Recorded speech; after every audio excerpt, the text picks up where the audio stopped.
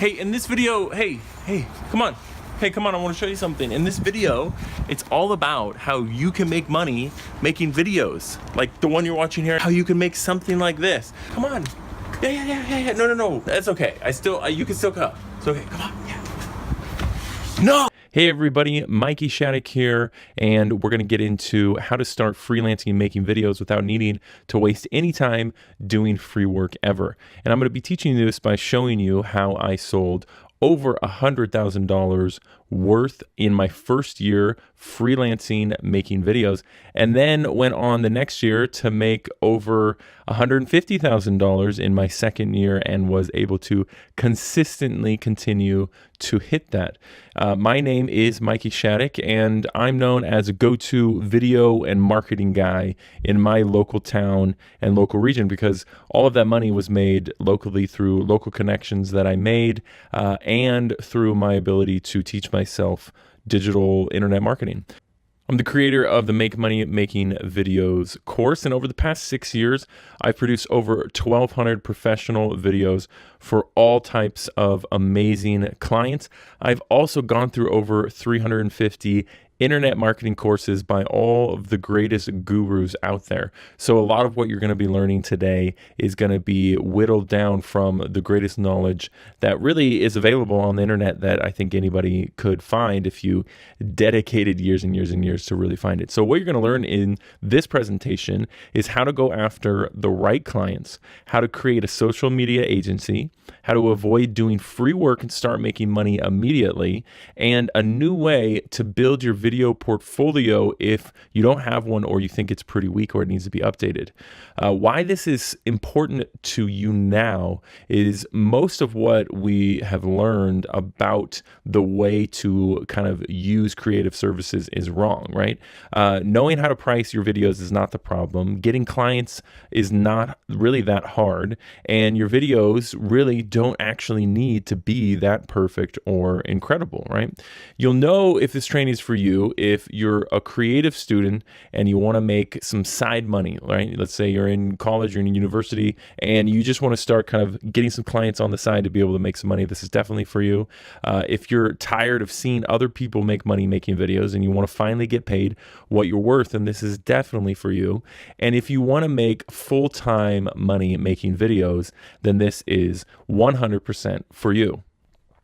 This is also for you if you want to be able to work from anywhere in the world. If you want to make videos and get paid every month, this is for you. And if you have very little time to do what you want and you want to have full control over your time, then this training is definitely for you. And if you're worried about not having the best equipment because you're just starting out, this is for you because you're going to discover exactly how to use what you have or how to rent the best and cheapest available out there so you don't have to totally blow your budget. Now, this is not a get rich quick. This is definitely something that requires work. So this is not do nothing and then just get paid. And this is nothing revolved around fake experts going out there and saying, fake promises to clients about being able to do something with the videos that give them false hopes or false dreams, or going out there and saying that you're this big time thing when you're not. It's not about pumping yourself up. It's not about fake it till you make it or anything like that. My results aren't remotely typical. Most people who buy any how to make money training will not make any money whatsoever, mainly because people just don't really use the knowledge that they get from paying money from that training, and that's just human nature. Confession, I have a major advantage over most. I already have a name in my industry. I've already gone through this for the last 7 years, and I have a list of people of contacts and word of mouth that I've developed and built up. So it's a lot easier once you really go through that. But my initial, starting out was the same as pretty much everybody out there listening to this and joining me in this training is, I didn't have that much money growing up. My parents were actually pastors. We were in the ministry and we didn't have a ton of money at all. Thank God my dad wasn't one of those people that was just trying to get a bunch of money from people. And he was very honest. And, I wasn't really interested in school at all. So for me, I was more entrepreneurial, very much so, and just school was not a big drive for me at all. So I didn't go to college. I got into sales right out of high school, and retail sales, commission based, and then kind of just worked my way up and try figuring out selling different types of things, and also was very creative and very much technical at the same time ever since I was about 12, with computers and stuff like that. So fast forward to 2009, I got laid off, and it really it caused a lot of complications and a lot of new challenges in my life, to where I had to move back in to my parents' house, which was now my dad's house, with my wife Faye and our newborn daughter, who was 2 months old. And I was also in $10,000 worth of debt at the time from credit cards that I had when I had a job. I had a plan to pay them down, and then the recession hit, and then things just kept on racking up. And so things were not looking that great. I was really at my bottom. I had no direction. I had no career. My debt was completely stacking up. I had no marketing or business experience at all. Okay, so this is probably like most of you out here. And my biggest turning point is I started emailing every local business in my city. That was the biggest one. I decided to start making videos and went through a process of teaching myself that. And I didn't start making any money making videos until I started really going out there and promoting my services. It wasn't until I really started pushing myself that I started making a real full-time income, but I had to, because I had mouths to feed and I had to make it happen. So my number one rule really is email as many people as often as you possibly can. The more people that know that you do something of value that they could benefit from, the better, as a rule in your life forever, right? It provides an amazing jumpstart for your business overnight. If you're looking for an immediate, like if you have a business right now and you need immediate work, start, emailing 100 people a day, just cold emailing, saying, hey, can I help you with anything? These are the services that I provide. Can I do anything of value? Of you, just start conversations, right? And this is what led me to kind of figure out these 5 pillars of freelance video profits. And the first pillar is really doing good recon, going after the right clients, and really understanding what is going to be beneficial for you and for your clients when you're going and reaching out to the right ones and being like a hunter, kind of doing consistent cold outreach, and then also consistently following up on that cold outreach. Both work hand in hand. You can't do one more than the other. And then give them a really good custom packaged pitch. Pitches that are just right out of the box, that just seem canned, or like, this is my pricing, that never really works. People care about themselves. Your client care more about themselves than he does about your pricing. So listen to what their needs are, and maybe they could spend $50,000 if you custom a package based off of what they are saying to you they need, rather than you just saying, well, I only know how to make videos, or that's all I can do. If you can get the ear of a client that's saying that they need creative services, it opens the door to much, much bigger things. Retention and then repeat clients is really the key to then building a longevity in your career, because let's just say you have 200 clients in 1 year. One of those can possibly be 80% of your income for the next 6 years, just one of those clients.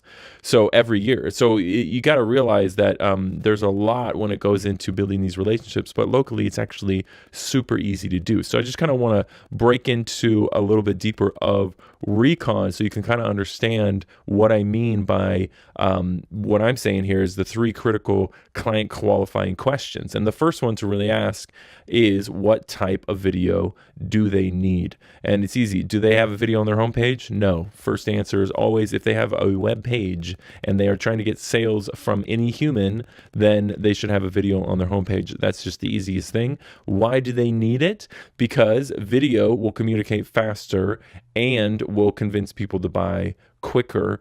That's it. It's just because it's a faster communication method than any other form that exists, and it will make them money, because the more people that see their video that clearly communicates their services and their uniqueness that to those services and products, then the more people will be able to understand that they provide that and how it can help them, which then will equal to sales. The more people you can educate, the more sales you will get, right? So What do video clients want most? Your video is ultimately about your clients and making them money. So what they really want most is to know how and how fast the video you're making for them will make them money. And that's not always a clear-cut case for every single one, because some clients don't have a clue with their numbers and they need a lot of help being able to figure it out. Some of that they do know exactly what it's going to be, so they don't care as much, but it still is the end result for what's trying to happen. Your clients will never care about how creative or pretty your videos are. It does matter but ultimately it matters because they're thinking about how, if it looks more creative or pretty, then it will make them money. But again, that's based off of their opinion and what they are saying is. So you got to be careful with being able to approach things by saying, I will make you a very high quality or pretty or highly creative video, because that's relative to what they think pretty or creative really actually is. And that you go back and forth with that forever. And it's not the greatest positioning. Clients want sales and ultimately a list, like a customer list or something as a result from the video, from the creative services that you're making for them. So why do your video clients want video? Because almost 90% of the internet now is video. Like, it's just anything that you're consuming on the internet, the majority of it is actually video content now. And it's incredibly easy to make amazing quality now that we don't even question anymore. And an interesting fact is, if there's a quote that says a picture's worth 1,000 words. So if a picture is worth 1,000 words, normally video is about 24 pictures a second, or 24 frames a second, as you probably know, which means people see 24,000 words every second based off of that quote with video. And I would agree with that, because you add in motion, you add in everything else, you add in, emotion and music and everything like that. Videos can make you into almost like an instant celebrity, or a brand can easily propel now with the internet into almost an instant celebrity. So why would video clients say no? And this is something that's really critical, is most marketers, or most just any video people at all trying to do anything creative in the marketing and advertising world, they gloss over objections, and they don't ever try to look at objections that the possible people that are paying the money are going to have. Even if it's going into a contract position, or you're trying to get a job, anything, there's always objections to you doing something of value for them. But most of the audience will have objections 100%. And if you address them head on and honestly, you'll show up like nobody else, and you'll sell way, way more. Cold outreach. Here's how it worked for me.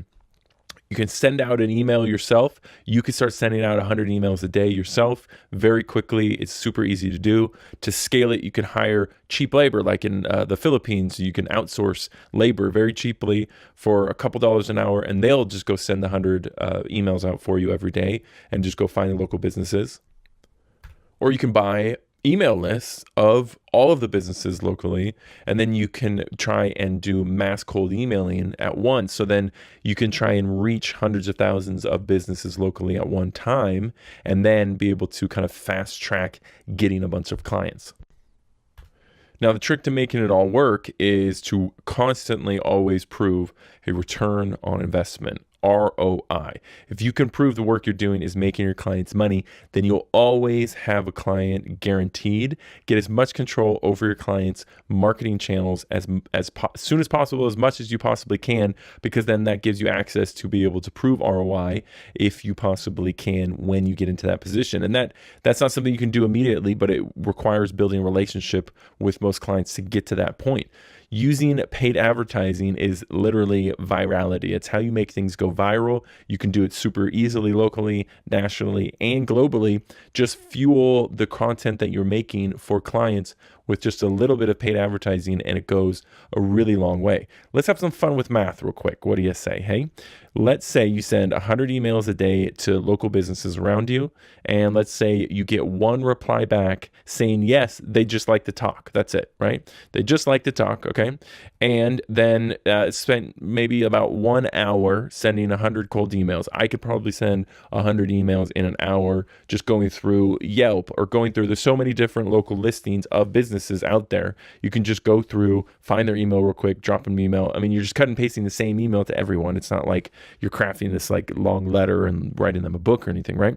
So let's just say one video client's profit potential for you is $700. If the first video or a couple videos as a package you made for them, you charge them $700, right? Let's say it takes you about 8 hours per client project at that $700 rate. Plus, also, it took you an hour sending 100 emails, right? So this means that you got them on the phone, you talked to them, and then you closed the deal for $700. And then it took you about 8 hours to go to this business, to shoot some videos, to get some interviews of them talking about their business, get some B-roll shot, take that back to wherever it is that you can edit. You edit all that down into a deliverable 1.5 minute package. And then you are able to send that back to them as in a link for them to review and then to give you any critique on. And that whole process, it could easily, and it shouldn't take you more than 8 hours. So sending then 1 hour, so that's about 9 hours total so far, okay? And so we're looking at about $70 an hour from doing this process. So if you did that 40 hours a week, right, that would be about $2,800 US dollars here. And you're looking at about $11,000 a month at that rate, which is over $100,000 a year. It's $134,000 a year. I mean, that's amazing. So if you're someone who really can help people and deliver good value to your marketplace, you might be wondering how you can implement all of these tactics and strategies I just showed you quickly and easily. Clearly, everybody knows that videos work, right? Just look at how many top marketers are using them and businesses, and that's why it's smart to be helping businesses use them to make money. Okay, listen, I'm not going to go and get all hyped up and try to get you all hyped up about what this is and how this can help you. You've listened to me and you've heard my story and you know what I'm saying can help you. So what I want to do is go over exactly what is in the Make Money Making Videos course, how it can help you, and if it's right for you, then I want you to get in. If it's not right for you, then I don't want you to get it. I'm not going to do this with a bunch of fanfare, and I'm not going to go all hyped up and get all crazy, okay? I'm just going to go simple. Here's what it is. I've created a 4-week training experience for you called Make Money Making Videos, where I literally break down the complete 6-figure system and walk you through how to install it in your business step by step. In week 1, you're going to discover a new way to flood your business with eager prospects ready to pay you anywhere from $500 to $50,000 per video project. You'll be doing this by using simple but effective systems that nobody else has, so you can almost get clients on autopilot. Naturally, if you implement everything I just shared with you, you'll see amazing results in your business. And that's why you should invest in Make Money Making Videos. Let's go and get you some video clients tomorrow, okay? So I'm going to be walking you through exactly what you need to do to set up and to actually implement, starting to cold reach out to local clients. Included in this is going to be all the scripts and everything that you know you signed up for. I'm just walking through a bunch of videos within this document to show you exactly what to do while you're going through it. So the first thing in this overview video is we're going to be touching on exactly what you're going to be doing to set up. So you're going to need, well, I highly recommend getting a Gmail business account or a G Suite account. It's about $5 a month. The reason for that is it allows you to do higher amounts of sending. You can do about 2,500 emails per day that you could send through a Gmail business account. So it's very, very beneficial for you. We're going to be setting up mail merge. Mail merge is how you're going to be able to bulk and mass email as many businesses and email addresses as you can get at one time. This is going to be your biggest time saver because definitely you're not going to be going one by one and emailing all these people by yourself. And we're going to be installing the different Chrome extensions that you're going to need in order to do certain follow-ups, in order to track your follow-ups, in order to stay on top of everything that you need to do.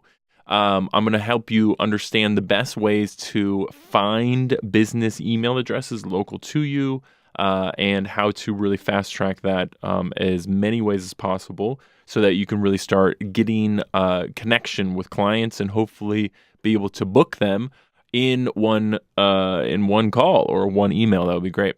And we're going to be looking at how you can add your emails into MailMerge. You have to connect it into your Google Sheets. So there's a little bit of a process there. It's not that complicated. It's pretty simple and easy. You'll see through these videos. And so the first thing we're going to do to start is when you start, after you get everything set up, you're going to be sending your first cold email. So it's very, very exciting. So definitely look forward to that. And if you have any questions, go ahead and definitely let me know. You can email me.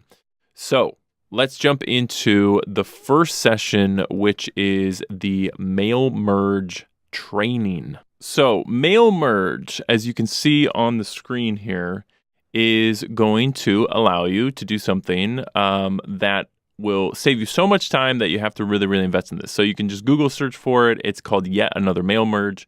What is going to do is you're going to install it when you get it activated. There is a way you could just walk through this install. It's very easy. You can pay for more if you want to. Now, here's where it's going to actually make sense for what's going to happen. What you're going to do is you're going to work on compiling an email list inside of a Google Sheets. If you've never used Google Sheets, just type in Google Sheets, and it's just Excel in the cloud.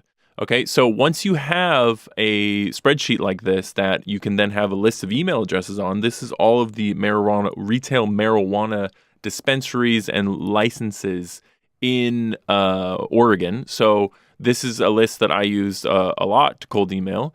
And what it does, it has all the email addresses. So I found this list because this is all public information, not the email addresses. And then I hired someone to go and actually find all this information, all of the email address information, and put it into here. So what will happen is when you go into MailMerge, when it's installed, then you go into add-ons up here, and then you go down to Yet Another MailMerge, and then you want to go to Start MailMerge, right? And inside Start MailMerge, you need to make sure all of everything, who knows what it'll do. You need to allow it to send through you. And as we're going, Start MailMerge. So this is where you're going to be telling it what the email address column is, where all the email addresses are, okay? Okay, so it's 1,500 emails you can send a day. I said earlier 2,500. I apologize if you heard me say that. It's definitely 1,500. Once you have MailMerge started up, what you're going to do is choose the email draft that you have saved. Does that make sense? So the email draft is something that you'll go over into Gmail when you get your Gmail set up and everything and connected. And then you're going to use that as your draft. So you'll be able to find it by the title that you put in here. Now, one thing of note is you definitely select that, and then you can just hit send right here, and it will send immediately to all of them. Let me see if I should send this. No, I need to fill this out. I will send this. Not yet. I'm going to fill out my email a little bit more clear. And you can see here that it adds track emails, open, click, bounce. It does a lot of really cool stuff. You can delay. You can add attachments. Looks like you can do a ton of stuff that I don't ever do here. But it will allow you to really get detailed. And what's more important is the personalization. This is really what you want to look into, is because if you have the name of their business here, like here's the name of the business that actually I would be sending to. So I would change this column name to like business name, right? And then this is actually a MailMerge tag that I could add in here to where it would just call the specific business name or something. I could, instead of saying company, I could actually say the name of their business here by adding in, I believe it's 2 of these, and then business name, and then 2 of these. If you wanted to. I don't really think that's super necessary, but that will just pull from this column when you mass send out to each one of these. The great thing about this is it's going to send out one individual email to each one of these people, and then you can go in and I'll show you how to then do follow-ups and track all that stuff. So once you have then it installed, you again go to add-ons, go yet another MailMerge, start MailMerge, and then you would pick your draft. of your email that you sent, and then it's going to track everything and let you know, all the different responses, stuff like that. So you can see here, it pulls up your email, and then again, this is the email that we had previously drafted over here. So I don't want to send that yet, but that is the basics of how it works. So your idea is to get as many email addresses into this list as possible, and to try and max out your 1,500 a day, because you could, if you think about it, find enough. I guarantee you, the more you send, the more connections, relationships you'll start building, and that's how you're going to be getting real business, is building relationships. Most of my money, probably at least 80% of it, has come from 20% of my clients. That's guaranteed. That is life. So let's dig further deep into exactly what we need to do. We're going to go look at the G Suite training for Google, how to actually set that up. I have all these links for you here. So G Suite is basically, it's Google Business. So it's going to cost you $10 a month or $5 a month. You can just do $5 a month. That's totally fine. The main thing is you're going to be able to use your own domain name to send from, which I highly recommend you use, rather than a Gmail address. So I use MikeyShadegg.com as my domain name to send from. It's a little bit more professional. I have used Gmail addresses and it works totally fine. It just depends on how level of professional your business is at the state. What, do you need to charge $10,000 minimum for all of your videos because you have such a large overhead for your business?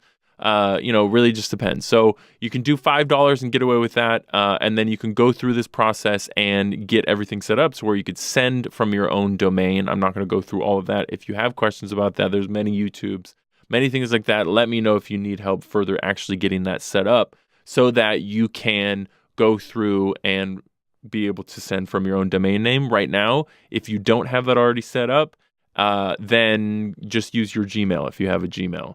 But I really recommend using G Suite in order to actually send out, so that you send from your own domain name. Radio. Next, we're going to look at the two main Chrome extensions that you're going to need to install that are going to allow you to schedule phone calls, schedule meetings very, very quickly. The most efficient way I've found, and I've used everything out there, almost everything. And then how to set your follow-ups. Let's go check those out now. Assistant.2 is very, very cool. It does something that I've never seen anything else really do. And what it does is it allows you to implement your, as you can see right here, it just allows you to put in a time schedule, a time that you want to based off of how you want to meet. So if I wanted to say in this cold email, hey, do you have time to chat tomorrow? ? And then I can't spell. And then I would add in, okay, I'll put in joe@jojo.com. Just, this is a fake email, so I can send this here. But so you click on Assistant.2. It's a Gmail thing that once you get it installed, it sits inside of your draft emails, as you saw right there. And then whatever your schedule is, you can just select the times. So maybe tomorrow, let's just say I want to give them an option, and then I could just select 12 to 3 or something, and then click Insert. And what's cool about this is it automatically inputs all of this information here. Then all they have to do is click on one of these links here, and then it's going to automatically schedule this for you, right? So you're all set. It just scheduled it immediately. So now this is on my calendar, and this is on their calendar. And so then we'll get notifications set up, and it's amazing. It's a really fast way. If you're going to work with, corporate clients or anybody that does any sort of professional level of organization, project management, they are scheduling their time and they're scheduling meetings. And this is very, very important. And it's going to save you a lot of time and not have a bunch of back and forth. If you want to get a bunch of work you need to be on the same level of professionalism when it comes to communication and organizing your meetings and organizing everything. And so this is going to be the fastest way. I usually delete all of this information here, just leave the time here. Let me click here. I don't want to, I don't really like to say any of this. I like to keep it as informal as possible and make it look like it's kind of as real. Click on the meeting start time that works, and then I always add best for you below, right? And then as soon as they click on that, they're going to have that automatically scheduled. I delete powered by Cirrus Insights because that's not really necessary. Usually I do delete this too. And then, so this is what the end of the email would look like. I'll get into this later. I use this for when I actually have a warm lead and I want to try to get them on the phone as soon as possible. I'll send this email with this like setup like this very quickly. But that is what is going to be one of the main Chrome extensions that you're going to need to install. And the other one is going to be Boomerang, which is probably one of the most valuable pieces of technology that you could ever use. I think I haven't added this since I had to do a fresh, clean reinstall of my computer recently, so I'll be able to walk you guys through this here. So you just go to the link there, and then see right here, it says meeting scheduled with Joe successfully, hooray! And so Boomerang is added, right? So the biggest thing is, we click on it, it's gonna have to probably, once you get it all set up, okay, it's logging in, it's going to have to get me all going here, go through a thing. I already know how to work all this. So what I want to do right now is probably pause this. All right, so what will happen is when you send all of these bulk mass emails from your Gmail business G Suite account, it just looks like Gmail, but it's just from your domain name. What will happen is you're going to see in your sent email a bunch of stuff here, right? When you are sending all these emails, you're going to see a bunch here, and I'll show you this later in emails, but what you're going to do is you want to click on and highlight all of them, and then the ones you highlight, you're going to hit Boomerang. And what that's going to do, and when you send an email from Gmail, it's going to do it too, but what you want to do is click this here. Only if no one responds, then what it will do is bring back the conversation into your inbox. So this leads into a little bit bigger of a discussion of how you organize and project manage your business. Basically, how I have done it for years is treat my inbox as actual to-do lists. So what will happen is if a message pops up in my inbox and then I look and I haven't heard from them in 2 days or 48 hours or 24 hours, then that means that I need to go respond to that message and to follow up with them and say, hey, I haven't heard from you. What's up, right? There's many ways of automating it more that I've kind of sometimes done, but really this is the only way to make it as authentic and real as possible. And people really appreciate it. You need to remember, most people are busy. Don't assume that they don't like you or that they don't want to work with you. Assume that they're too busy to remember to follow up, even though it is a priority. That's just the real life. So what you want to do is probably, I usually do tomorrow morning. So if I don't hear from this person tomorrow morning on this particular email, then it will be, it'll pop back into my inbox. And that is why Boomerang is so important. So make sure you sign up over to Boomerang. That is going to change your life and is essential for following up. All right, so let's dissect the first cold email and really get into why I think this is so effective. And honestly, this email has made me at least $400,000 over the course of 5 years. This particular email, because the first one that I sent, I really didn't know what I was doing, and I just started sending out emails. I wanted to keep it as simple as possible. The one thing I did know was to try to keep the directive very short. And have it be about just one thing. Give me one call to action, one link to click. It can't be too many things. It can't be too much. People don't have time. So here's what I do. Video production, first of all, is just usually the best subject line because most people don't get video production emails in their subject line. Business owners don't get that too much. they'll get it maybe from, some weird Indian company, and then they'll never respond. But from somebody local, it's just not a thing that local people are doing. So that's why I know you can dominate. The next thing is, hey, I'm a local filmmaker. You could change that to whatever you want to call it. Okay, I say filmmaker because it's more versatile. You have to be able to edit and record and be able to polish it all together in a deliverable format that will work for the business. So filmmaker is really where it's at. I'm wondering if you're the right person to speak with about producing some videos for either you use a mail merge tag to put the name of their business in here, as I discussed earlier, or just say your company. Your company is going to be the easiest if you want to get super fancy with the mail merge and get personalized. The more personalization, the better. It just depends on, that just adds more complication. So it's not necessary. I would just say for your company. So, hey, I'm a local filmmaker wondering if you're the right person to speak with about producing some videos for your company, right? Here is my video that I recently produced for, and this is very important, the more specific you can get with the video sample you send them, the more relevant it is to their industry, the more likely that you will get a response from this email. If this was a yoga studio and I sent them a yoga studio video that I made for a different yoga studio, that would be an instant rapport builder and would immediately be able to get me a client because they know that I can do work for them because they've seen work that I've already done, right? So if you don't have relevant industry stuff, then you need to have a video reel, which is just a short little section of the best shots you have ever shot, the best audio you've ever produced, the best stuff you've ever done in less than a minute, basically reel. And then I have a very specific way of sending reels.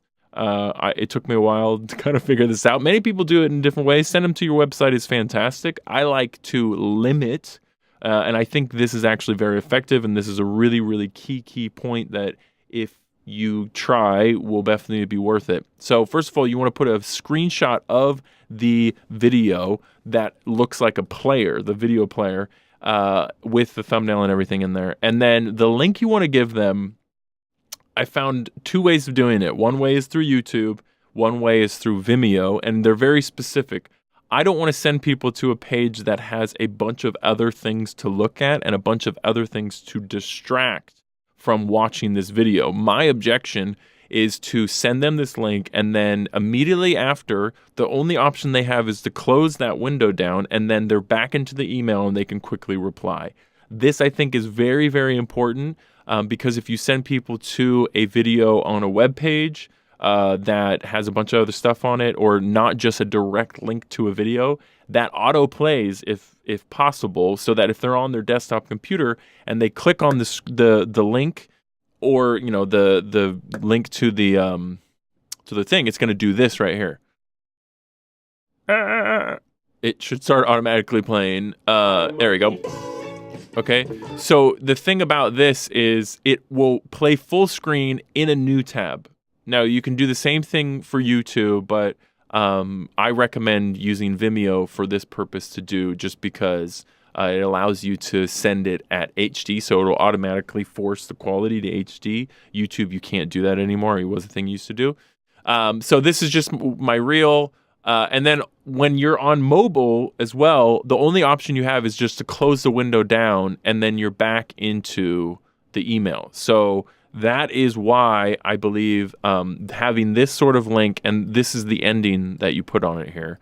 It's this question mark and then autoplay equals 1. And that will allow for these things to happen. This is how you access for Vimeo, and for YouTube, it's the same thing. Your uniqueness is actually what you see here, this number.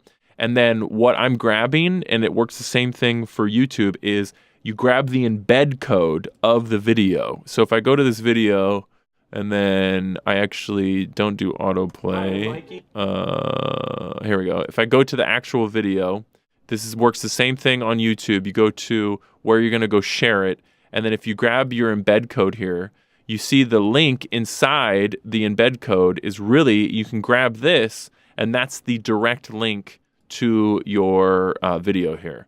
So once you have that link, then you can add on that special thing, and it works the same for YouTube. You go into the embed code for the YouTube video and just take out the URL of the embed, and then if you send someone that video, it will just automatically go straight to the video and not anything else on the page, no comments, no nothing else, nothing like that will be on there. So that is going to be how you would send. I recommend sending your demo reel or a relevant thing. You can just send them right to your portfolio page if you want to. That's fantastic. It's completely up to you.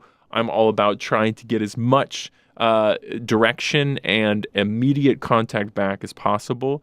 So I just add that, and they say, if you're not the right person, would you mind forwarding this email to the correct person? Thank you, put my name, and then I don't put a signature or any other information because I want them to click on this. I want them to close that window and then reply to this email telling me if we can talk or forwarding it to someone else. Does that make sense? So that would be the first email that you're going to send out once you get everything set up and you start booking, and I'll be going through all of that later on. And let's go check out now cold email number 2, which is basically I only will do 2 cold emails to 1 email address for a business. If I don't hear back from them, then I'll do it twice. It's totally legal, B2B. This is B2B, everything. So you're just trying to see if they want to talk. And this one is basically the same email as I sent before, but I'll add maybe a little bit more information. I'll just reword it a little bit.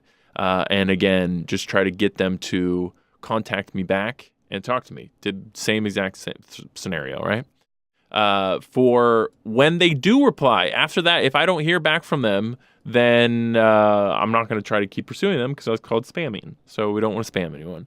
But when they do reply, then this is the follow-up that I usually will do. And this is where it's very important that you pay attention. If someone replies to you within, a couple minutes of you sending the email, and there is a phone number in their signature, and you're in a quiet place, like you should be when you send these emails out, you need to call them immediately. If you immediately call someone when they send you an email saying, yes, I'd love to talk, that will almost immediately guarantee that you could probably book them within that week, probably tomorrow, depending on what kind of things they have. Most of my best jobs have come from when I immediately took action and called someone. So if you can't do that, don't send your mass email out until you are ready and available to do that. Because if you send out, 500 emails, one person might be there ready to talk to you immediately. So you need to be prepared for that scenario. I usually just say, hey, thanks for getting back to me. What's the best number to reach you at to discuss your video needs further? Here's a link to my full portfolio. And then I give them more options to go deeper and check me out because they're already at this point interested. So then I want to help them investigate me because they're going to Google me. They're going to Google you. They're going to look at everything they can possibly find. So this way, give them all the best links to present yourself in the best way that you want to. I say Facebook, Instagram, and LinkedIn, as well as your portfolio link if you have just a regular portfolio page. So from there, it gets into more follow-up emails. Okay, so we're looking at following up with a warm lead, someone that's already replied to us, but we haven't heard from them after we said, yeah, let's talk. We haven't heard from them in 2 hours. So this is where I changed the language a little bit. Hey, thank you again for getting back to me. I'd love to talk with you further. When is the best time? Here are some links to check me out more. Facebook, Instagram, LinkedIn, definitely make sure those are filled out. My portfolio link that we talked about earlier. Thanks again and talk soon. And then we go into our signature links as well. Just to try to give people, as much information about you as possible so they don't have to go find it out yourself, right? The last warm follow-up, because I will pursue people harder the more interest they show, right? That's the key. If someone emails you back and says, hey, I'm definitely interested, then you want to try to give them 3, 4, 5 follow-ups, right? Why not? It's up to you. The more, the merry, I would say, because if they've already shown interest, just reach out to them.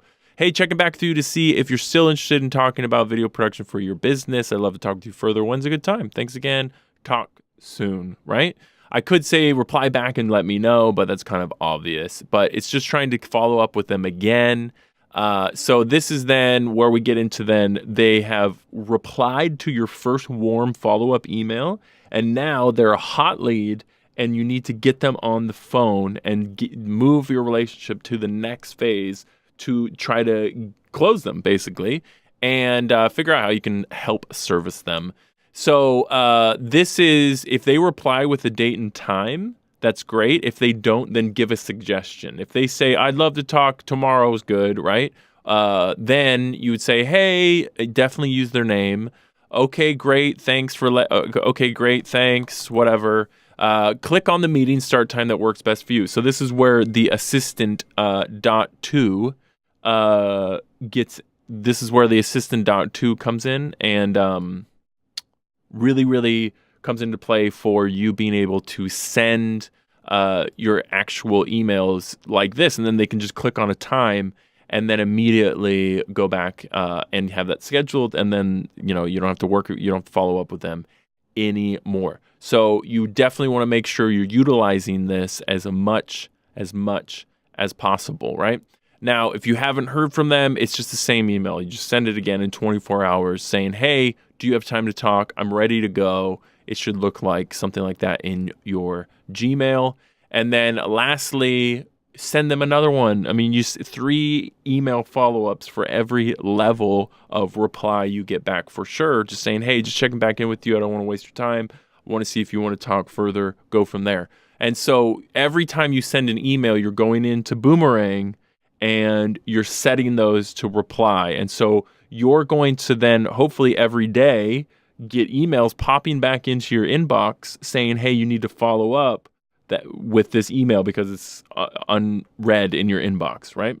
That's the idea. So that is then when you move to your phone call. And if you call someone immediately after they email, it's going to be the best. But your phone script is, very simple. Within, just say, hi, how can I help you? And get them to talk first. Don't go blabbing about all the clients you work with. Don't go blabbing about stuff. Just be like, hey, how can I help you? What kind of videos are you looking to get made? Then on that same call, you want to try and close them, meaning you need to ask them if they have a budget. Do you have a budget for this video? No, we don't have a budget. Okay. Are you going to get a budget? No, we're just shopping around. Okay. Well, if there's a deadline for the video, then you can work off of that to your advantage. So do you have a deadline for this video? Oh, we need it done by the end of this week. Oh, wow. We should probably get started right now. Do you want to get started tomorrow? Great. I'll send you an invoice and then you go from there. I always accept 50% upfront. I will not do any work without getting 50% upfront. You have to give me that check. It's got to clear and then I will start working. That's 100% how it goes down. Or you can have them do a credit card online or whatever. But you want to be clear on figure out what the budget is, figure out what the turnaround time is, and then ask for the sale. See, like, hey, you want to get started tomorrow? When do you want to get started on this? Should I send you an invoice to get started now, right? I always present it like, hey, I'd love to get started with you. As soon as I get that deposit check from you, I can get started. So I want to incentivize them to give me the money so that we can start this project, right? That's how you start the project, is by giving me half of the money. Don't do it any other way. Don't do hourly. Don't do nothing. Just say, give me half the project, figure out a good budget amount. How long will it take you? I don't know. It really depends on the project, but I always try to get everything done within a week. I don't want any projects lingering over and try to charge as much as possible for that. So that is going to be your phone call. If I never do more than one phone call, the next phase from phone call would be meeting in person. If they really have a big project and they wanted to discuss it further, then I would meet with them in their office. I've done that for multiple clients, but those projects always were over $10,000 for sure. And they would have to be local here, obviously. So if you go from there, I hope that you guys really start implementing all this and going for it. Really appreciate you jumping on here. Hit me up. Let me know if you have any questions about this. If you're having any troubles trying to figure any of this out, I'm here to support. I will give you as much support and access you need to go get clients tomorrow, because I know that you can. I've done it for the last 6 years, so I know anybody can do this anywhere in the world, because every business needs video. So thanks so much, and I look forward to talking to you guys very, very soon. Have a great day, and happy cold emailing. You didn't think I was going to leave you there, did you? There's so much more to do, guys. Check it out. So I'm going to walk you through here how to grab your screenshots and set up this draft email, because I'm actually going to email all these people right now. So I'm working on this draft email to all these cannabis companies, because I've done a bunch of cannabis ad videos, corporate videos, stuff like that. So I want to take a screenshot. Now, there's some interesting things you need to consider here, because I've done this millions of times, literally sent millions of emails. If I were to go over to YouTube here, okay, and just grab the screenshot like I would do on my Mac, which is Command Control Shift 4. If I hold all of those down, then it will change my mouse to a to a little crosshair, and then I just select around where the video is. Now I'm actually holding down the wrong command, because this command, what it will do is it will copy it to the clipboard. So now if I open up Preview inside of my OS here, and then I go to File New and I go to New from Clipboard, what it does is it opens up, it will show that, right? It will show what I just copied to the clipboard. So I can just save this to the desktop, or I could do a different command that will save it to the desktop. This is whatever. You need to just grab a screenshot like this that shows a video to where they know if they press play, it's going to be a video. So this is going to be Happy Apple, Happy Apple Thumb. Okay, so now I could go into my email, okay, and I could do the following, which most would assume you would do if you were going to attach an email, a picture, right? Is you could just choose right here, choose upload. I could go do this, grab the thumb, right? Bum, bum, bum, bum, bum, right? And then it's there. Fantastic. That will work, okay? The only problem with this is if there are multiple iterations of this video being sent, that image will not always show up, because it's basically an attachment to the email. It's not pulling from a web URL. So if you could see here, when I go back here, web URL means, so what you could do is upload this to your website and then find the direct link to it. So I have a WordPress website. So if I go into WordPress and then yes, WordPress, let's go. And then I go to media and I go to add new. And then I select my file, thumb, and then it's going to upload. And then when it uploads, I'll be able to get a link for it. And there is my link right there. Nope. That's not the thing, bro. This is the right edit image. Oh, there's the file URL right there. Okay, so this is the link that we're looking for here, because it ends with the PNG. So now if I go over to Gmail and I put this in here, the biggest difference here, guys, is that now it is always going to pull this image when I put an image into an email from a web URL. The reason is because it's not an attachment. All it's doing is it's going to just pull this image that's hosted on a different website. Does that make sense? That should, because then every time anyone opens this email, this image will always show up as long as there's an internet connection. And guess what? You can't open emails without an internet connection. So isn't that fantastic? Okay, so I would also want to include, and for this particular case, I don't care about necessarily sending certain types of, like I mentioned before, sending it to a certain type. If I was going to do that, what I would want to do is go into the embed here, and then I'm going to grab this URL, open up a new window, copy and paste the YouTube embed code, and then grab up here this link, which then I paste into my window, and it's just that video in a giant window, which is, I can just send this, right? there's no benefit either way. It's just with this, at least it gives you the option. And then you could do autoplay, I think, 1. Is that right? No, I did it wrong. Can't remember what the autoplay is. There's an autoplay little dealy bop it adds. What is it? Autoplay. This is how you do it on the thing. There it is. Autoplay 1. Let's see if it works here. I can't remember. For a while, it wasn't working because they stopped doing it. So it's question mark autoplay equals 1. And then, yes, it does work. So if you took that embed code from this video here, from your YouTube video, you get the URL right here that's in the quotation marks out of the embed code. You then paste it to a new tab and then add in at the very end question mark autoplay equals 1. And that is then going to, where to go? That's going to then make this link open up in a brand new window and then autoplay. Why is that important? Maybe it is, maybe it isn't. But basically it will. Okay, so then what I want to do is I want to highlight that picture and I want to click on the link here and I want to change the link and I want to make sure that it does go to that link. I could just throw it to, I want to also include a link to my client because this is basically saying, hey, I'm working with clients in your industry. Right?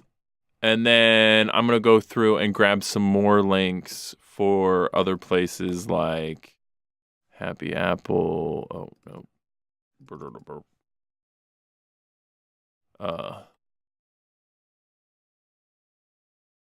I think they have one of my videos on here. I can't remember. Otherwise, I can just, I don't know if they put a video on here yet. They haven't yet. I'll just send them my, some Instagram stuff that I have. Instagram links are always good because usually those are pretty universal and will work anywhere, which is really cool about using Instagram whenever it gets fired up. So send them this one. And I just want to do this. Just grab that URL, right? This is a cool one. Boom, boom, boom, boom, boom. Right, and there's 2 in there. Those are just kind of cool ones, right? Also, and then I don't know why it's all linked like.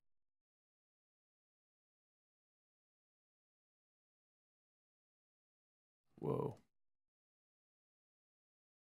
All right, well, I'll fix that. I want to link it up, and then it looks like should be large or normal. Normal, there we go.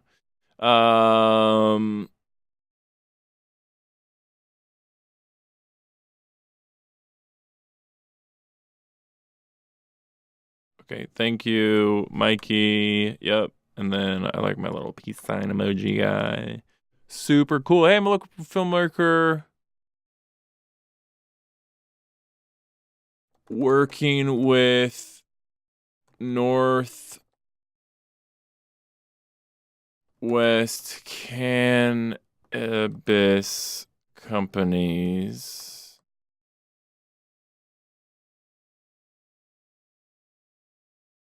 Northwest Cannabis Companies. Wondering if you're the right person to speak with about producing some videos.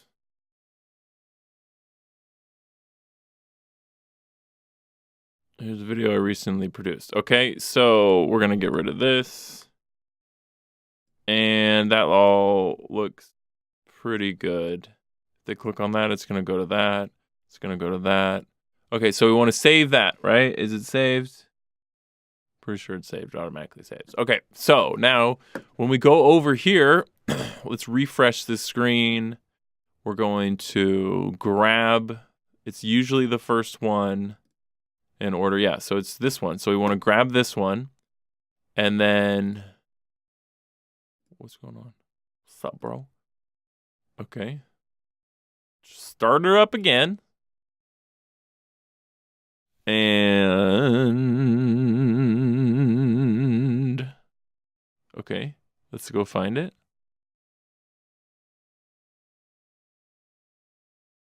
And video production. Here we go. Send all the emails. Here we go. Ready? Go. And we're sending all the emails now. And then as soon as it says 1, I'm going to show you. Here we go. Okay, so now what we can do is we can go over into our Gmail, into the sent emails, right? And look at this. You start seeing all of them sent. All of them sent. Fantastic. One by one, they're coming in here. Coming in. And then what you can do here is you can do it through Boomerang if you want to, or I'm going to get a lot of these that are going to bounce back because I know they're not good emails. Some of them are, some of them aren't. It really depends.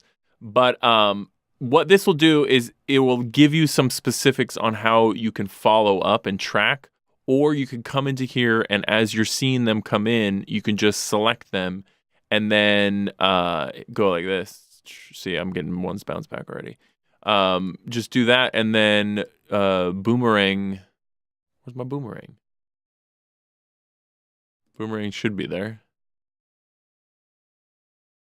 Oh, I'm going to refresh. Boomerang! There it is. Boomerang. Then you say, if no one responds, then maybe, 2 days, let's just say. And then it's going to automatically do that. So you can just select all of them that you send. And then if you don't get any responses, you can set it up to send out another one. Mail merge does do somewhat of the same information as well. So once this all kind of goes through, you'll be able to see all that. And then you can decide how you want to follow up. But if you remember, the key thing was making sure that you get this image in here loaded from a URL, not from just uploading it. And that way you can guarantee that your email is gonna look great. So that's pretty much it, guys. Let me know if you have any other questions. Otherwise, happy cold emailing.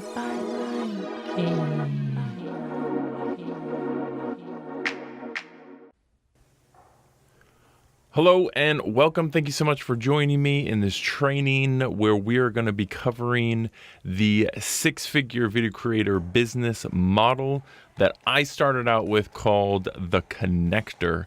And I know this is going to be hugely valuable for you. So make sure you're ready to take some notes and ready to take some massive action off of what you learn. This is a small sample of the 1,000+ videos that I have produced for local businesses just in the Portland, Oregon, United States area. This is 100% a model that anyone can replicate in their city that I encourage you as much as possible to do if you are interested in making more money or just making money making videos. That is the name of the game.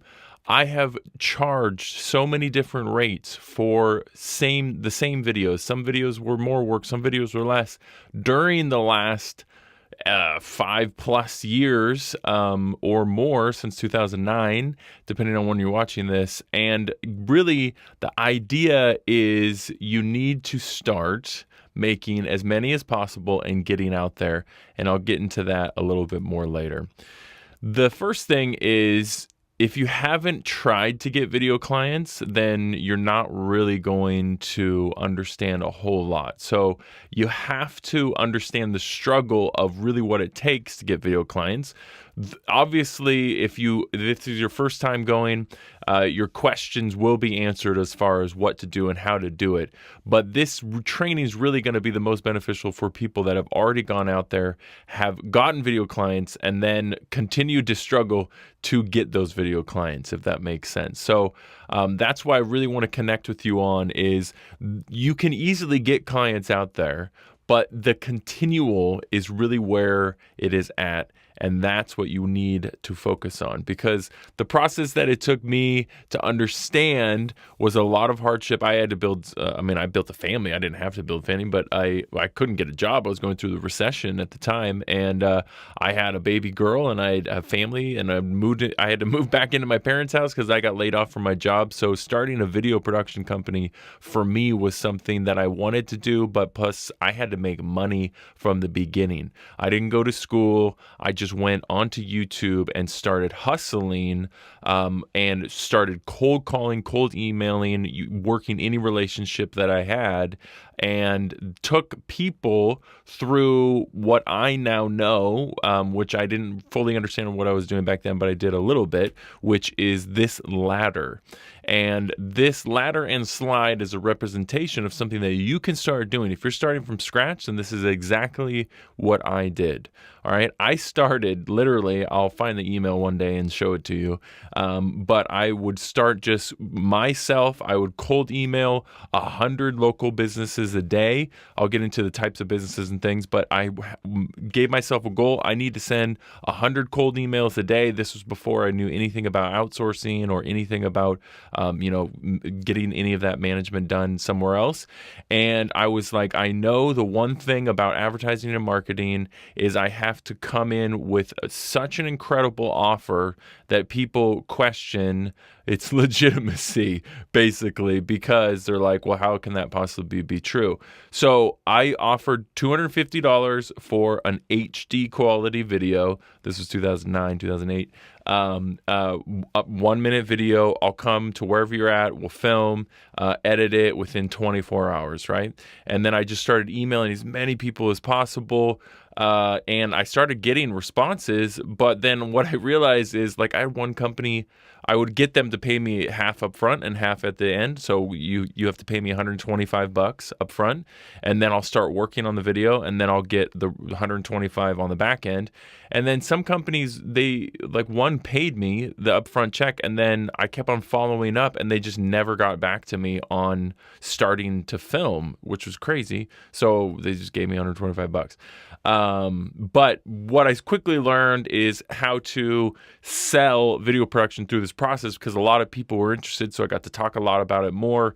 And then I made a ton of videos because I was like, hey, if I can make one video a day at $250, that's pretty good for me. I'll take that, all day long. So then I jumped up to 1,500, and that is it was really, really scary for me to do that. But this was kind of after my first year. My first year, I made around 86,000 just freelance video, just getting out there and cold emailing. I would charge a little bit more to some people, it just kind of depended. But then I was like, okay, I got to charge a flat rate per finished minute.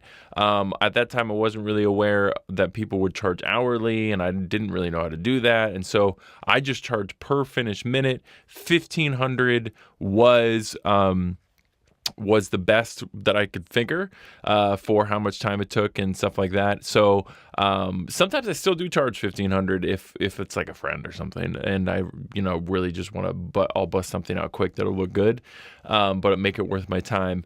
But really, you can get into a lot of local businesses, small businesses, medium-sized businesses that are in like weird corporate, areas and like industrial areas in your town, and charge 1,500 all day long, forever. So there's a lot of opportunity there. I wouldn't say charge 250 if you have a good portfolio. That's the key. Is I was working on building my portfolio as fast, as high quality, and as big as possible, and making as many connections as possible, but getting paid to do that. So I would take a small wage, because for me, I would just bang it out super, super quick, right?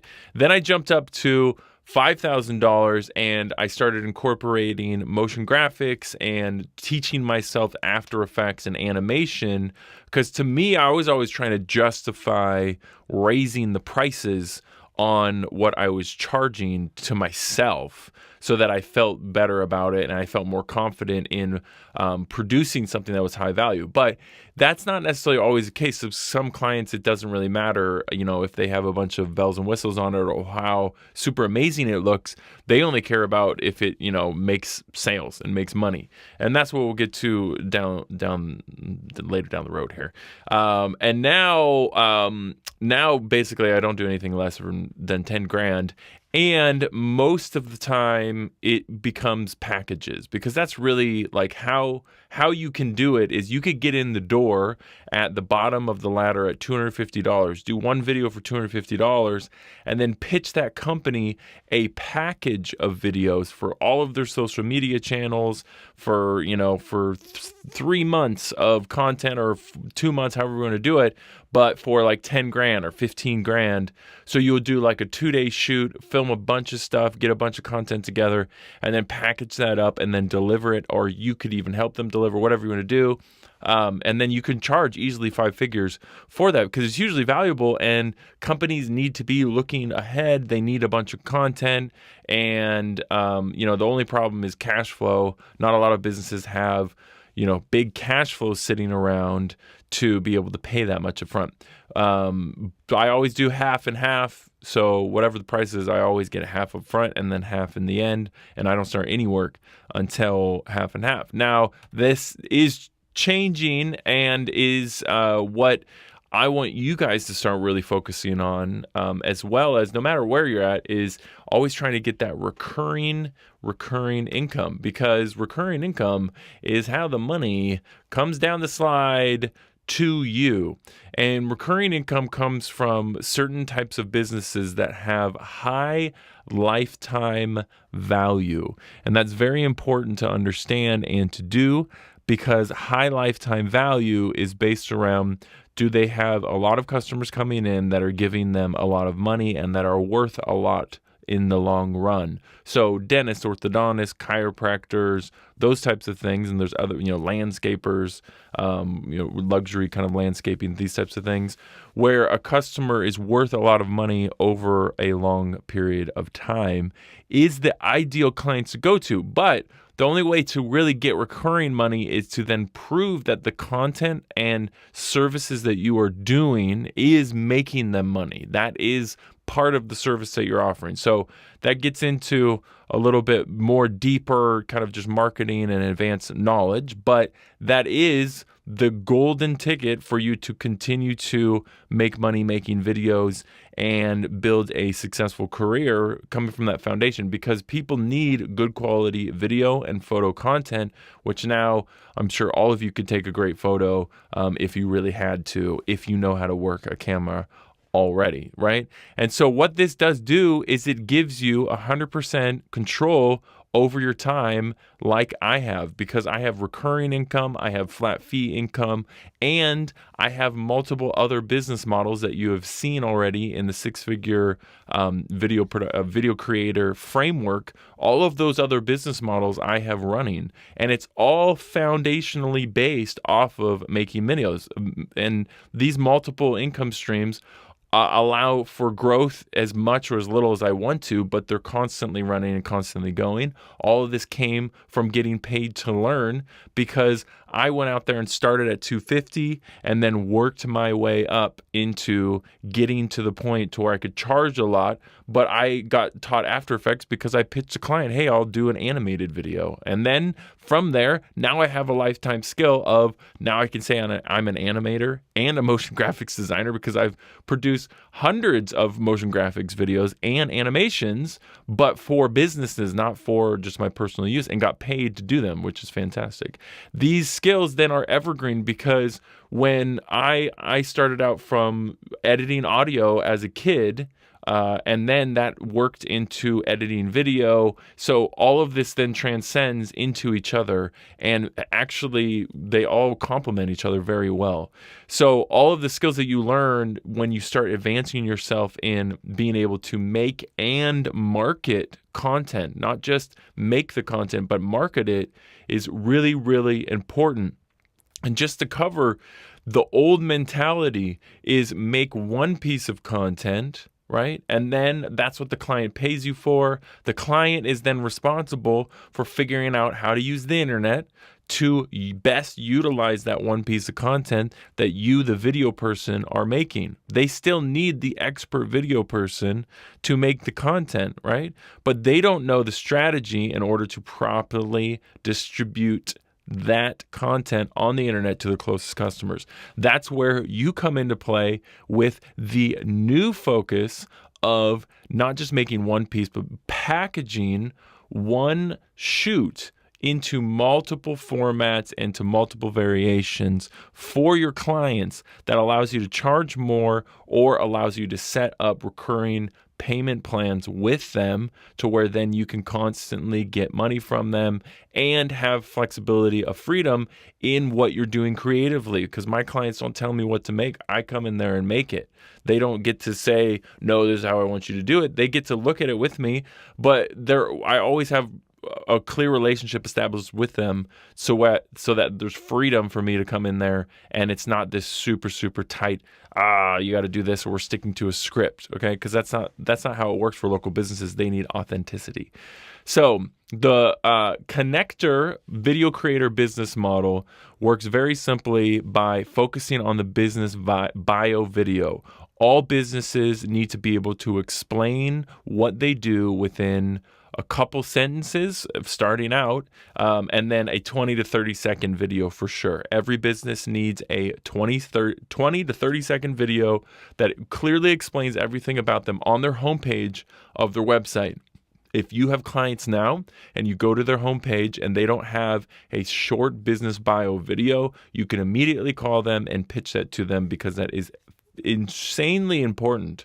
That is the foundation of my pitch that got me tons and tons of work. It still gets me tons of work because people understand they need to be able to send someone a video very quickly. It's like a business card, but it's moving and talking, and it needs to be short, simple, to the point, but expresses emotion, gets people excited, but it has to be predominantly everywhere that their business is. It has to be the main piece of communication. It is their salesperson, right? So when you make one, so like I made one for an attorney, right? And then I send those videos to another attorney, right? I made one for a yoga place, and then I send those videos to other local yoga places around the city in different suburbs of where I'm at, et cetera, et cetera. That is then phase 2, to where then each time you get a new local business, you go and send that information to all the other local businesses saying, hey, check out what I just made for blah in blah, right, in the town. And that's really easy to be able to start kind of networking. A lot of these people know each other, these business owners anyways. The key, though, is follow up. It's going to take you 5, 6 interactions possibly to actually get money from someone to the point to where maybe you got to go meet up with them for coffee to talk about what you can do. Most likely people, if they're really interested, they'll say, well, why don't you come down and look at what we got going on? That's fantastic. That means they're ready to go. Learning these kind of signs of sales is very important. I have a predominantly sales background. That's why I have been so successful. My videos are good, I got to say. I think they're good, but they're not amazing. I'm not professionally trained. I've taught myself everything. I do know how to sell, though, because I have 20 years experience selling.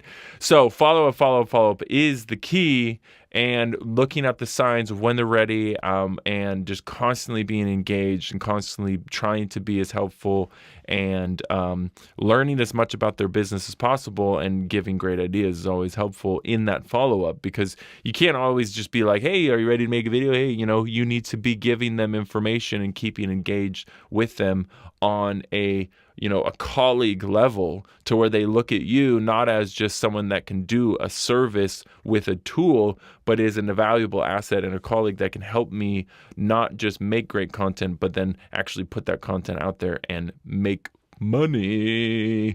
Then automating that cold outreach is important, because you don't want to be emailing 100 people a day locally, but you need to be doing that. You need to constantly have some sort of goal of sending blank emails cold every day. If you can hit the phones, fantastic. If you got the balls to do that. But really cold emailing is the simplest, and I have made $100,000 a year from cold emailing. So if you don't think it works, then sorry, you haven't done anything I'm proposing here. I guarantee it. Automating is very simple. You could go do this now. Go hire an outsourcer, go onto Upwork, You can find somebody, figure out the process to get them to, to train them, and then get them to find all of the right local types of businesses that you want to work with, and then just start sending them emails, stuff like that. Really, that's the fastest and easiest way to do it. It's pretty inexpensive. So the first phase, though, is to really make all of this work. You need to have one good, solid bio video for a business. So the first video I made, which I'll show you one day. It was, I found a person that made a product that I really liked, and they didn't have a bio video, and I just said, hey, can I come make you a video for free?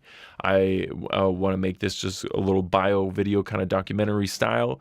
And then from there, I was able to expand out and to send all different types of videos to all these different types of Bikram yoga is the original hot yoga. It's a beginner level yoga designed for all ages. And is first you got to just get that one solid one, and this is really where it's at. Okay, this is some deep, amazing insight and knowledge into exactly the number one common mistakes of working with the wrong businesses from the beginning.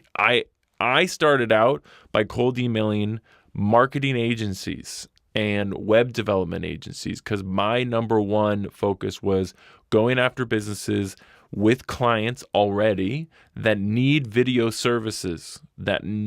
So people that make websites, they don't make videos. They have clients that need video services. So web development agencies, SEO agencies are perfect. Local marketing agencies are a perfect connections because all of them need to always have constant video people they can work with.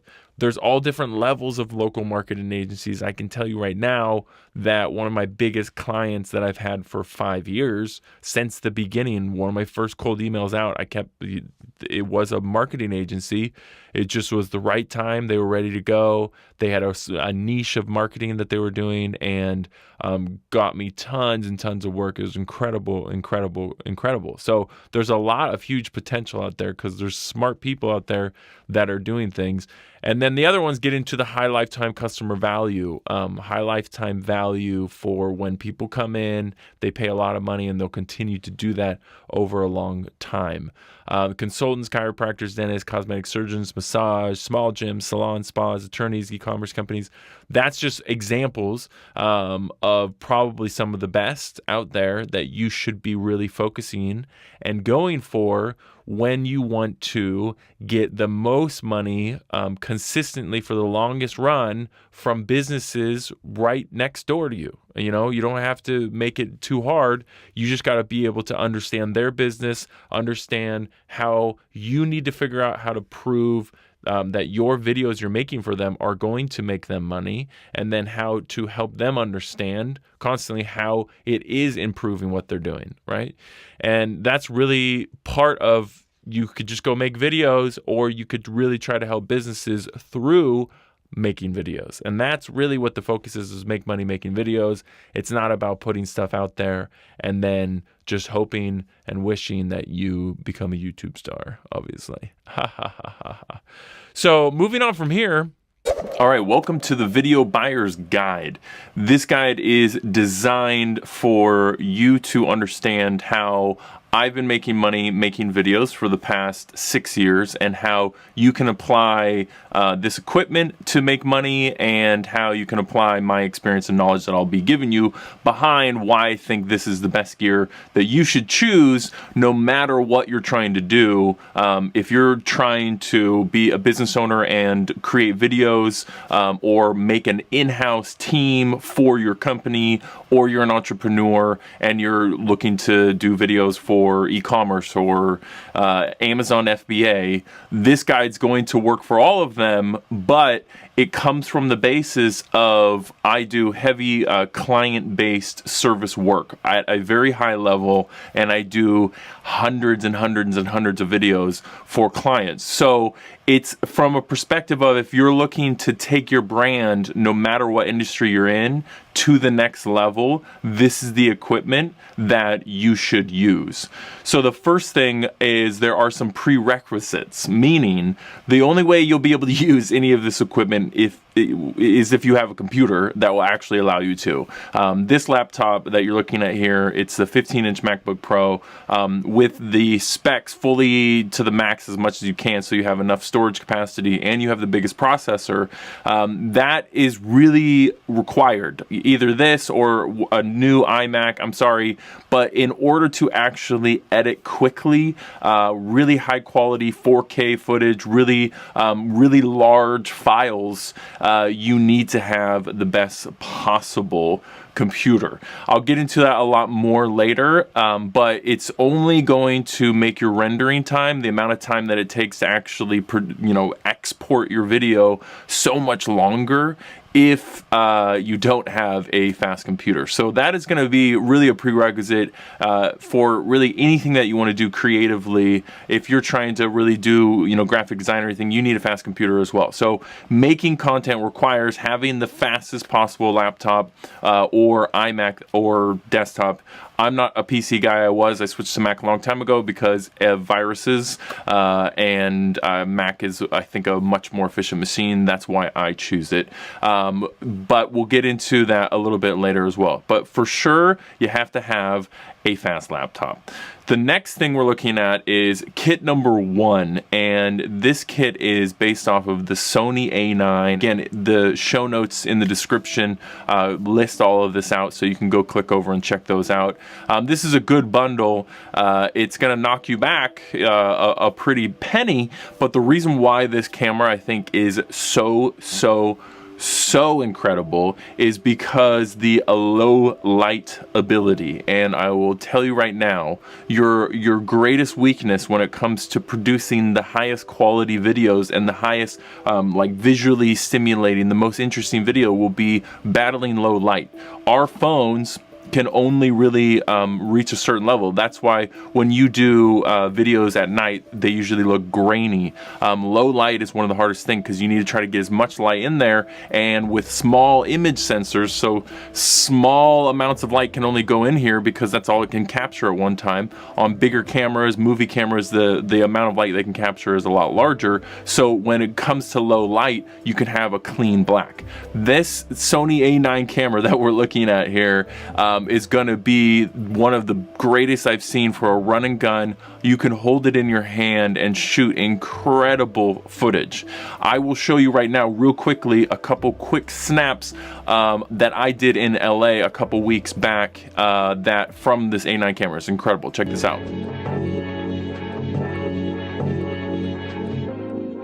So those were all run and gun. I was holding the camera the whole time. I had no extra gear except for just one lens and this camera. And this is really gonna be where it comes to just you deciding what it is you want to do, because anything with video, you have to be clear in your objective, and you have to be really focused on what it is and why you're doing it, because better cameras won't make better, more engaging, entertaining actual video.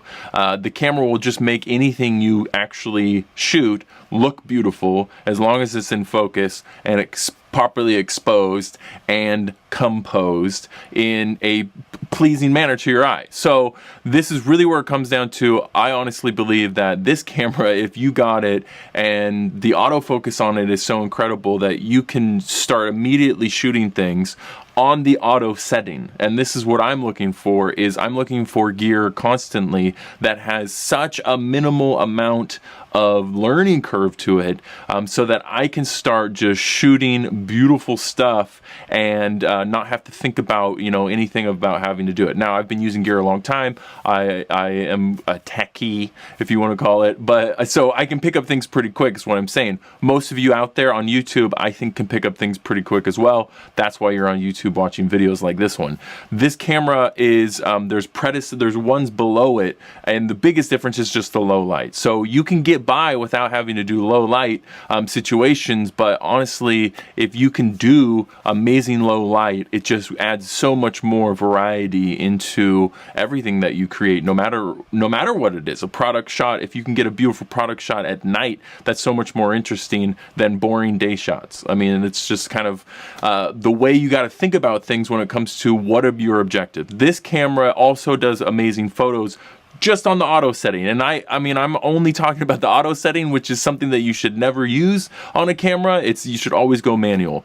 So you definitely want to check out the Sony A9. You can actually rent it. I rented it here in town. I'm in Portland, Oregon, for about $500 for a week. You can rent this whole kit.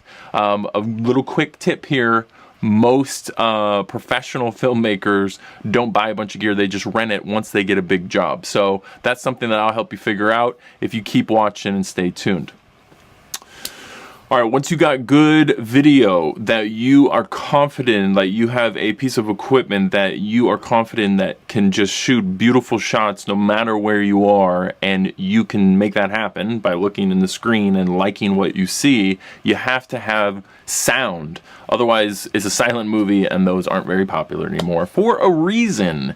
Because sound is so much more engaging when you match it to your video and try to use it as another piece of whatever the story, whatever the vibe is that you're trying to do with this video, whatever the focus objective is. If it's an e-commerce video, music usually sets a pace for how the shots change and for how you're engaging with looking at the product, because e-commerce videos should be heavily engaged on products. Sound is going to be very, very important when it comes to anyone talking, any dialogue. If you have crappy sound, it will just ruin the quality, no matter how pretty the picture of the overall, end production. You have to have good sound. So what I have listed here is a handheld recorder that will do everything that you need, no matter where you do it and what you try to do. I've used one of these for years, and you can plug microphones into it and plug multiple microphones into it. It has a microphone on it that really does good quality. You can get a windscreen for the microphone on it, so you can just record things anywhere. You got to constantly be thinking about what sound are people going to be listening to when they're going to be watching this, and try to visualize all that at the same time when you're filming whatever it is you're trying to do. Even if it's a selfie video, even if it's, just something very simple, you still need to have very high quality sound, because it's super annoying to me when I watch videos that look great, but then there's a huge booming echo because they never put the time into actually getting good sound equipment. So this piece here is going to allow you to capture that anywhere on the go, no matter what you're doing. It's vital if you're trying to do client-based video production work. If you want to start getting clients for video production, this is going to be a big piece, and it's not that expensive compared to a camera, which is funny. But included with sound is also a microphone. This is one that I've actually been using for a long time. It's the one you're listening to right now. It's right above me, mounted. And it's going to be quite versatile for a bunch of stuff that you want to do. Why I like a shotgun mic as my main one is because it's going to separate all the noise on the outside of the microphone, and it's only going to focus on one kind of spot on where the sound's coming from that it's going to pick up. And so you can mix this in many different ways. Use it for interviews. You can mount it on top of your camera. You can put it on a large boom pole, or I just use a broomstick. I use my tripod. I've used so many things to mount microphones onto at client jobs, like duct taping microphones to like their broomstick because I forgot mine. And who cares? The final production always looks great. It doesn't matter how it gets done, right? So, but this is going to give you the greatest possibility to, in an interview setting, you can put a microphone on top of someone. There's a lot of things that you could do with a shotgun mic. That's why I think those two components, having a handheld recorder like the Zoom and a shotgun mic together allow you to capture really a lot of audio very easily. The other thing that I don't have in here, which I'll get into later, but it's a wireless lav. I have one, it's a $600 one, around that range. That's kind of where I've seen the price point for a good quality one where it's consistent. I use a wireless lav. I choose not to as much as possible just because it's always more complicated, and I just don't like to mess with things. I like to have as clean an audio as possible, and the shotguns give you way cleaner audio. All right, when it comes to accessories, it's important to remember you're obviously going to need a tripod. That's going to be the most universal thing that you're going to be mounting your camera onto. There are then other accessories which you will attach to your tripod that will be able to allow you to get cinematic shots. And that's really the important key, is once you get a good quality camera that you're confident that you can really make some really good looking shots in, you need to be able to get as smooth motion as possible, and then be able to get as still motion as possible in your shot, so you have enough versatility to be able to do a wide range of work or make a wide range of different types of videos. Because if you do the same video all the time, it does get a little boring for your audience. So it's all about switching it up and keeping it focused on that. So your tripod, this one is a great one. That's going to be a main accessory. Then you're going to need a fluid mount head for your tripod. These are the basic ones you could get on Amazon, by the way. I've used really expensive ones, but these will work. You got to understand, I'm giving you stuff that actually will just work without you having to think about it, as long as you follow everything that I'm saying. So this goes on top of your tripod, and then you mount the camera on it, and this is how you can get really good panning shots. This is how you can get good fluid up and down shots. It's going to give you a lot of options to where you could just do a lot of shooting from a tripod, moving things around and working on getting your fluid motion. Now, this is the last accessory before we get into lights that I really believe is the most important. And you know, when I started, this was not available. These 3-axis gimbals where you could put your camera on there and walk around and it'd be smooth wasn't really an option. So this might be one of the most important and greatest revolutionary pieces of video equipment that really has been in development over the last couple of years. Since I've been actually doing video production, this is something that I've been watching progress and really wanting, because it eliminates a lot of big issues. And basically, it's a 3-axis gimbal which you can mount almost any DSLR onto, and once you balance it, which isn't very difficult, it will allow you to just simply get smooth motion anywhere you're going. So it really elevates everything that you can do. Match that with a camera that has really advanced autofocus continuously, and I mean, that's a very damaging piece of equipment. Also, when you're doing slow motion shots, having one of these is amazing.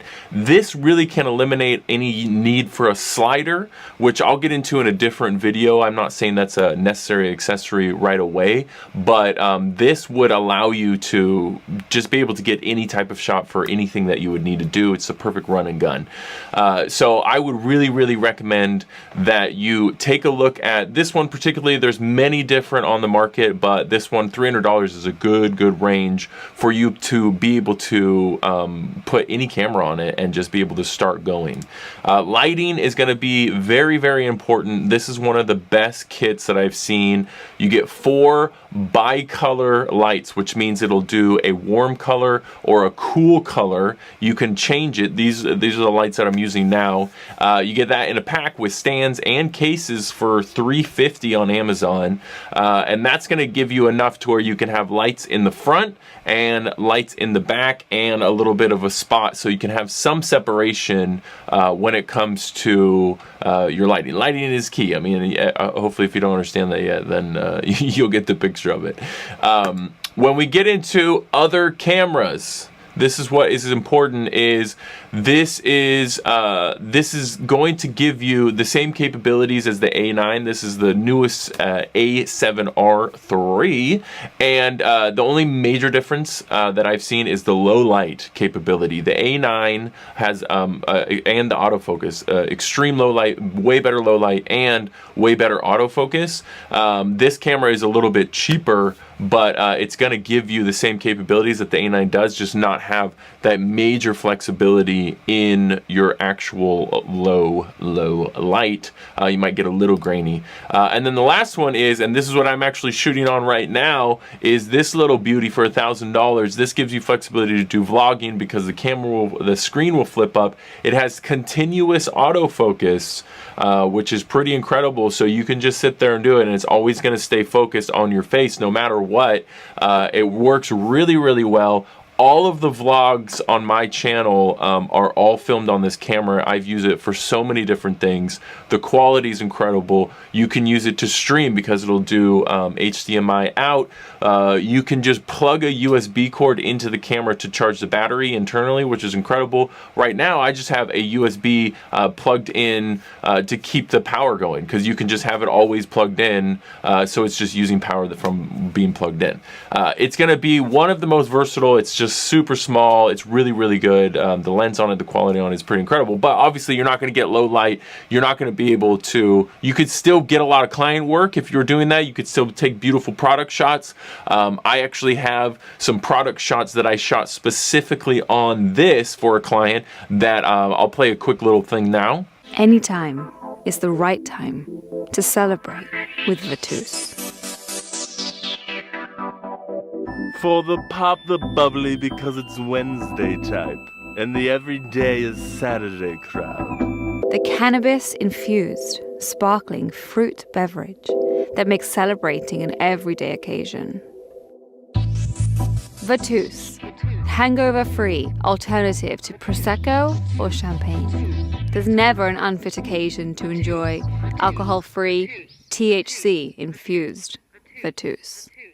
So these were all shot on this Sony RX100, and there's a slow motion feature on it, which it only gives you a small clip of slow motion that you can get, but they look really good, and it's got really good audio, and 4K. The 4K videos is beautiful, beautiful stuff. So definitely recommend you checking this out.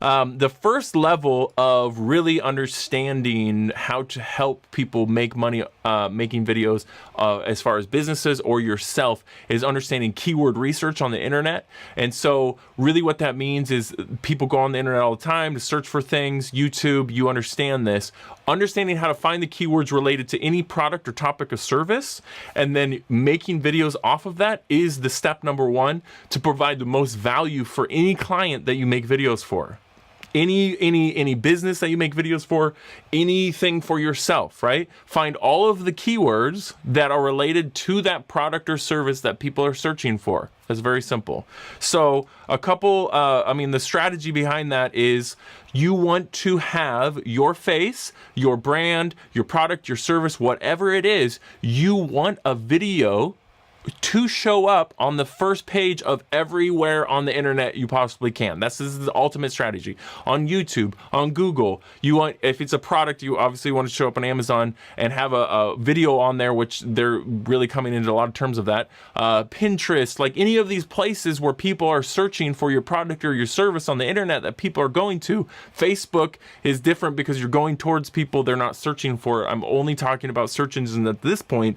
That's the ultimate goal for these keywords. Keywords Everywhere is a Chrome extension that you need to Google search, note it down, write it down right now, whatever. Go into the Facebook group Mastermind, join that, and I'll give you more training on how to use this Chrome extension. It's really awesome, but that's going to help you find a ton of keywords and really kind of blow your mind. Another one is a really not nice word, sorry. It could be Keywords Hitter, it could be KeywordShitter.com.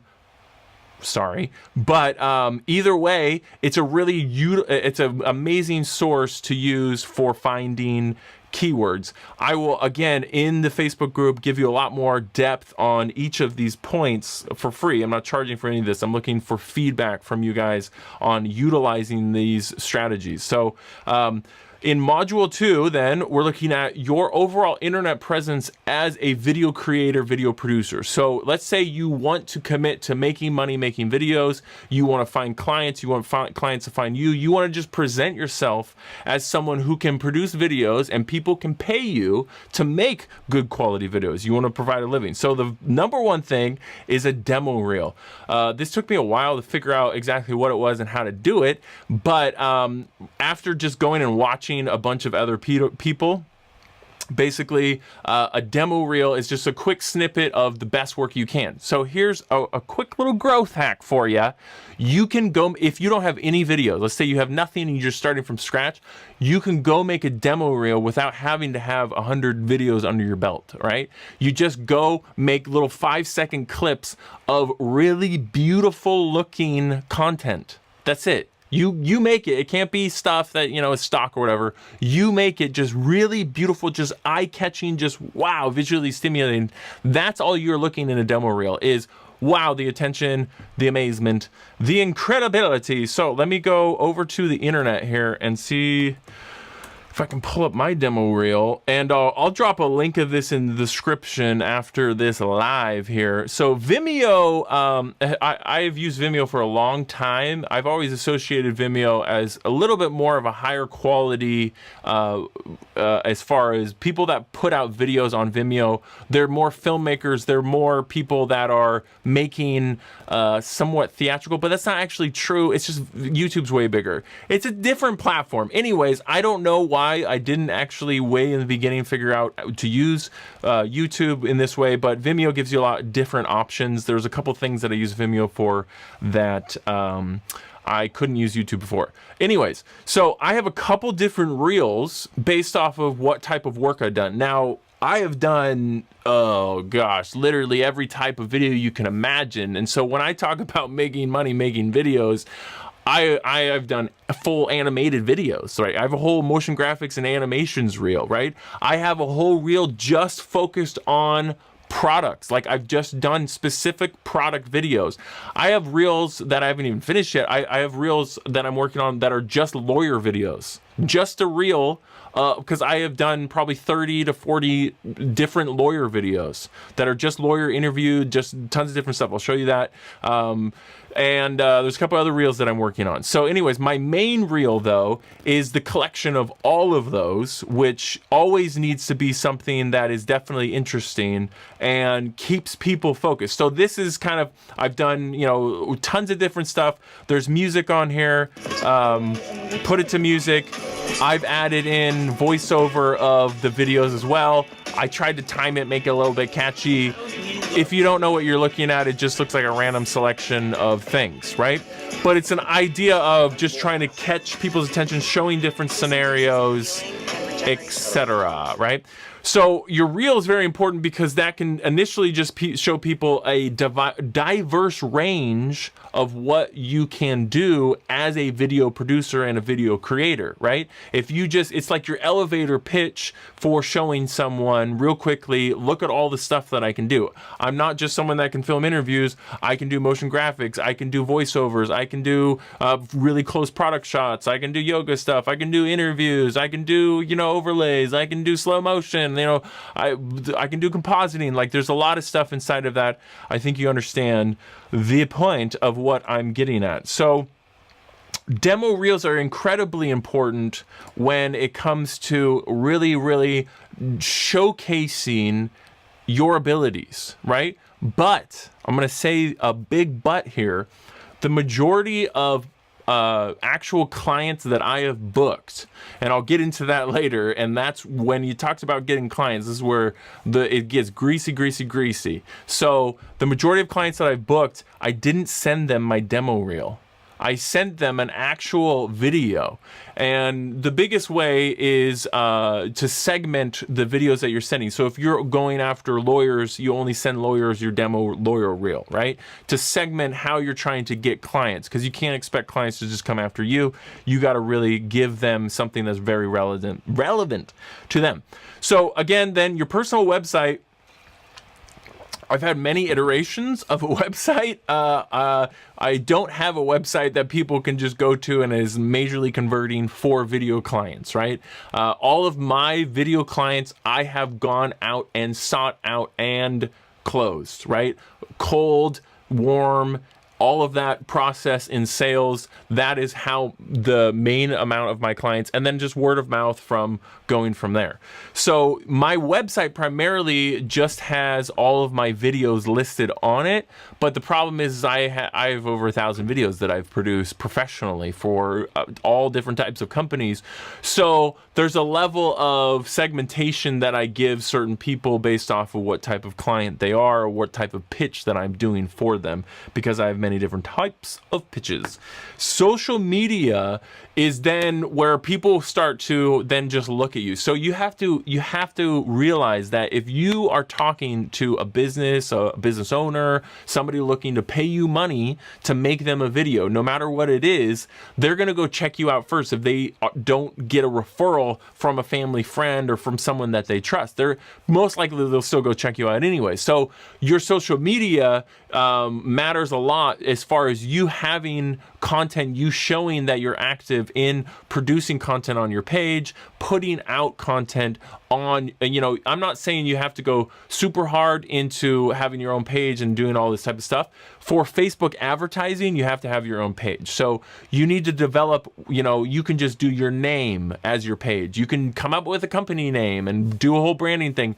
It doesn't matter. I've just always been Mikey Shattuck. I make videos, right? It's never been something that is to where I created this whole brand type of thing.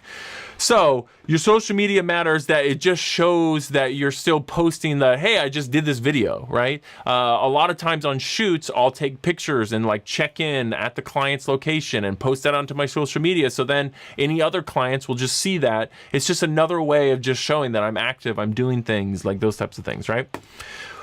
Video gear is where it comes into funness, right? So I've had a couple different cameras over the past 6 years. I started out with a Canon T2i, which I'll see if I can find to show you a picture. Canon T2i, which was, it's a great camera. I ended up giving to my sister. I don't think she's using it anymore. She should though, because it still does. Great internet. So Canon T2i here, you can get a body, it looks like, with a lens, $500, which is great. So it does great quality video. I've made a lot of money off of Canon T2i. And from this point, it really taught me a lot about just regular types of camera settings. I'm not an expert on anything as far as like being able to I could figure out any camera, but it would take me a little bit. I know Canon the best. So I've been primarily someone that uses Canon. I have a Mark IV. What do I have? A Mark IV? Mark III. Yeah, 5D Mark III, that's what I got now. As well as a Sony 4 thing. I'll show that after this. So this primarily though, my uncle gave me this body and a lens, and that really took what I could do to a next level. It is sitting right here, and unfortunately I haven't used it as much lately just because there's a lot of reasons. But this camera here, the biggest thing I realized between the last two cameras that I had, the T2i and the Mark III, is that's when I really learned about sensor size. And I learned the importance of full frame sensors and then everything else outside of that. Because like I would always usually rent different lenses. This is like a really good versatile lens. It's just a consistent 4, no matter in between your 25 to 100 millimeter your zoom. So that's the next thing, is like when you get a consistent exposure when you're zooming, then you can just have one lens and not have to worry about changing a bunch of things. There's other lenses that I have that are just fixed. They're not zooms, but that's just super annoying. Honestly, when I go to a shoot at a client or a business or something, I want to use one lens, right? And so it's just easier to stay on there, just stay one lens. A lot of it I do run and gun, and then if I'm interview, I'm on a tripod, and there's many different methods I do from there. But this full frame sensor, and then you can get really high quality lenses, you can get a ton of stuff on this, but the full frame sensor is the key and the golden ticket. And there's a lot of mirrorless ones or Sony ones, there's a ton of them, but the full frame sensor is really where you can take your production to a higher level, to a higher plane, to really get everything looking incredible. This Sony that I'm on right now is incredible. I use that for many different things. It will do 4K with, it's just beautiful. The autofocus, as you can see, I've had problems with, but it works really well for, it's a pocket-sized camera that, it's this one here. That is incredible. I use it for all my live streams. So right now I have this running out of an HDMI into a Blackmagic mini recorder. But like, you can take this around. It's a good blogging one. It's got a flip up screen. It's a great camera for just like a run and gun type of thing. I've used it for client shoots as a second shooter. I've shot full interviews on this and then recorded it in 4K and then edited them because you can dump it down. That's a really easy way to shoot interviews. So your gear, this is the key, and I think you'll figure this out, and if you don't know this by now, then you haven't shot enough videos. It doesn't matter your gear, because you can have the crappiest camera and still make really good quality, engaging video, engaging, movies or whatever it is. So the gear makes it so that you can see and you can hear clearly, which is important, but it's not as important as really getting into getting people to tell their story with real emotion and passion. That's what matters, right? That's all that matters. Audio is the next important thing, and I've learned some big lessons in audio. The biggest thing is, let me see if I can find my thing here. I gotta pull my bag out. Hold on. The biggest thing I learned with audio is this thing here. I didn't know when I first started that I could get phantom power in a battery powered unit. And why that matters, if you don't know what phantom power is, you can get good quality mics like this one here that do phantom power. And so this unit, which is a Zoom H4n, there's an H5n, but that gives you phantom power. You can plug this in, you can record from this mic, but I always use this guy, which is like a $400 microphone. This thing I think is about $400 as well. But what it does is it gets it to where you can run this as a boom. You can do some lab stuff. I have this Sennheiser kit, which is the Sennheiser EW100. I don't know if that's going to focus on that. Yeah, there we go. Sennheiser EW100 is really good lab, consistent lab. It's probably the best one that I've ever used because it's rugged and it really does the job. The H4n here, just so you can see that. The H5n is a new one. But that is audio. There's one other thing since I have my bag out. I have an iPhone and I've used this for clients here, but this is a G4 Plus gimbal, and I spilled coffee on it. How about that? It's a G4 Plus gimbal for my iPhone Plus, and it's incredible. This one I think cost about $300. I've charged clients $1,000 to $5,000 and made videos just on my iPhone and this gimbal, because the quality is incredible and your iPhones are incredible. So for audio though, audio is very important when it comes to when it comes to your interviews and where it comes to your voiceovers, a lot of your voiceover work can be done in post, and you don't really need high quality audio while you're filming. A lot of your B-roll doesn't need audio, so that's why audio comes into play. And if you just watch movies and try to think, like, how did they get the audio in that scene? Most of the times it'll blow your mind and you'll be tripping on it. And that's what it's hard for me to watch a movie and not try to analyze exactly how they're getting that shot, because it's super interesting. You know, there's plant mics, there's all types of things. Anyways, lighting is the next thing, and you guys can't see this, but I have 2 LED panels that are lighting me up, and then I actually have a third one, which I'll show you up there. A third one behind me just has like a behind spotlight, and then there's two up here behind me that are kind of pointed just to give a little bit better light.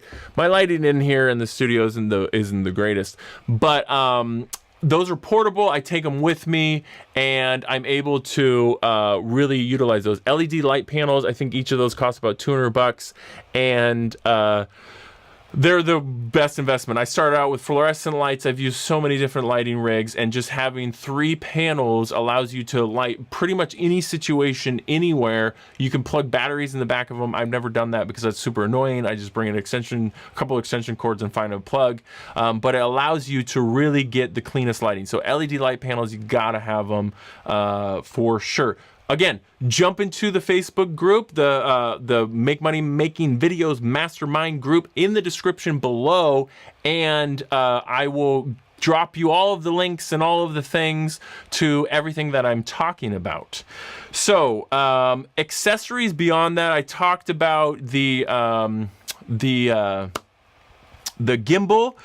There's some other accessories that I would say are important, but like, you know, really, like these types of things, these Joby things, I have like a bunch of these, just so many of these. My microphone is on one of these right now, like all different sizes. Those are probably, I just have a bunch of versatile types of clamps and stuff, and really it comes down to just utilizing, and I got a lot of gaff tape.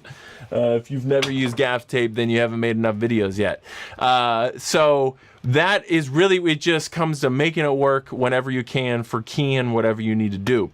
Shooting formats, I'll bust out a couple samples on this so you can kind of see, but really, excuse me, I've been talking, so.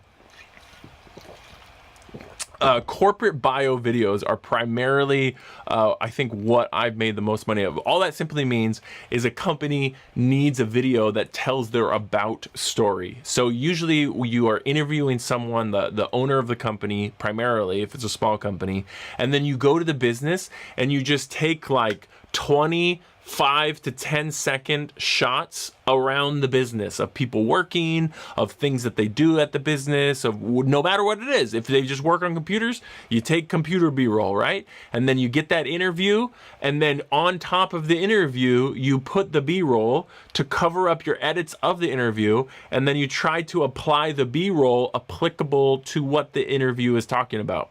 Very simple format. Kills it every time. Small business bio video is pretty much the same. It's just usually with small business, there's a lot more story. There's a lot more kind of story that you have to tell. Corporate is more like, we're professional, we get the job done, da, da, da. And then small business is like, hey, come support us because we're a small business, right?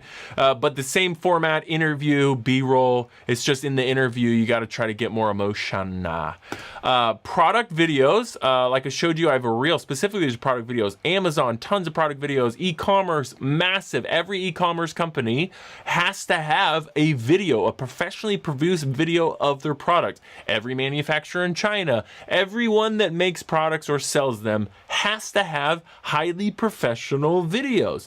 There's no way around it. So I have hundreds and hundreds of videos that I've made for all types of e-commerce clients, specifically that are just products. So there's such a huge opportunity for anyone to make money there, but it's really, really helpful. Motion graphics is, I came to a point in my career where I made a ton of bio videos, and then I said, I need to level up and offer more value to my clients and be able to make my videos cooler. And so I made myself learn After Effects to the level to where I could fully animate something.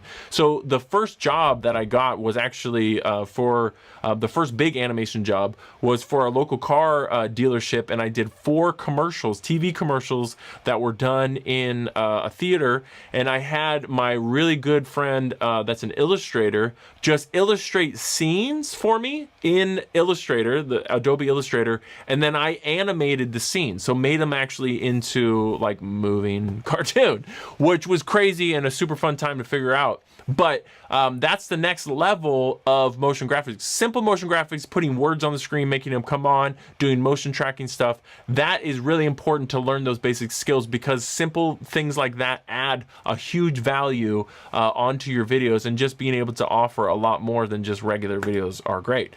Animated videos, again, a huge amount of work that goes into them, but largely valuable if it's actually executed well. There's a lot of really crappy animated videos out there, so you don't want to mess. In module 3, it gets into, we're talking about the editing of the videos, and this is one thing where it comes into a little caveat. Before I really got out, and I'll go full face here. So before I really stepped out fully and started getting clients, my first big client was About.com as a freelance video producer. With my time with them was about 9 to 10 months long, and I produced 500 to 600 videos with them. Within that time, they paid me about $250 to $350 while I was producing for them. So by the time, so what happened, they changed their business model and then got rid of all their video producers, et cetera, et cetera. So that all ended overnight, and then I was like, I have to go get clients. So from that, I already had made hundreds of videos. And so when it came to go getting clients, I had no problem because I had sales background. So that is the main components of really making money making videos, is having a ton of video experience by going out there and making a ton of videos, and also getting clients at the same time. And it's a constant process. You're working 2 full-time jobs if you want to make money making videos. You have to get clients to pay you to make videos, and then you have to actually make the videos as well. You can totally scale it and do it, and it's totally possible, but you have to realize that that's how you actually make money doing it. You can't just make money and put it on YouTube and then hope and wish and pray and cross your fingers and do all those things. That's not really how it's gonna go down. So video editing, when I got to that point, plus I had a background in audio production. I've made beats on the internet on my computer since I was 14, so I was already good at chopping up waveforms. So when it came to video editing, I was able to apply what I already knew about chopping up waveforms for audio very quickly. And if you are good at chopping up waveforms in audio production, then you can easily adapt over to video super fast if you want to. I've used every platform of video editing, and I still do. Both major programs, the Adobe Premiere Pro and Final Cut. It just depends on the what the project is. I don't know. I don't have a preference of either one. Final Cut is a lot faster usually than Premiere, but Premiere works with After Effects better, and blah blah blah blah. So there's a lot of things. I use both of them. I don't have a preference either way. I do have to say though, everything I do with video is largely driven by the rhythm of the music. So when it comes to creating an engaging video, the underlying music most people just have as a backtrack. I cut to that. So I edit to the music so that when I'm fully engaged watching that video, every sense is actually on the same level. Everything that I'm communicating with audio and visual is going toward the same direction. Rather than, I hate it when I watch videos and the music backing track, the B-roll and the edits just don't cut on a clean like beat. Not all movies do that. It's just, for me, I like to have more cleaner cuts that work consistently with all of the audio visual together. So for music, I always look at that.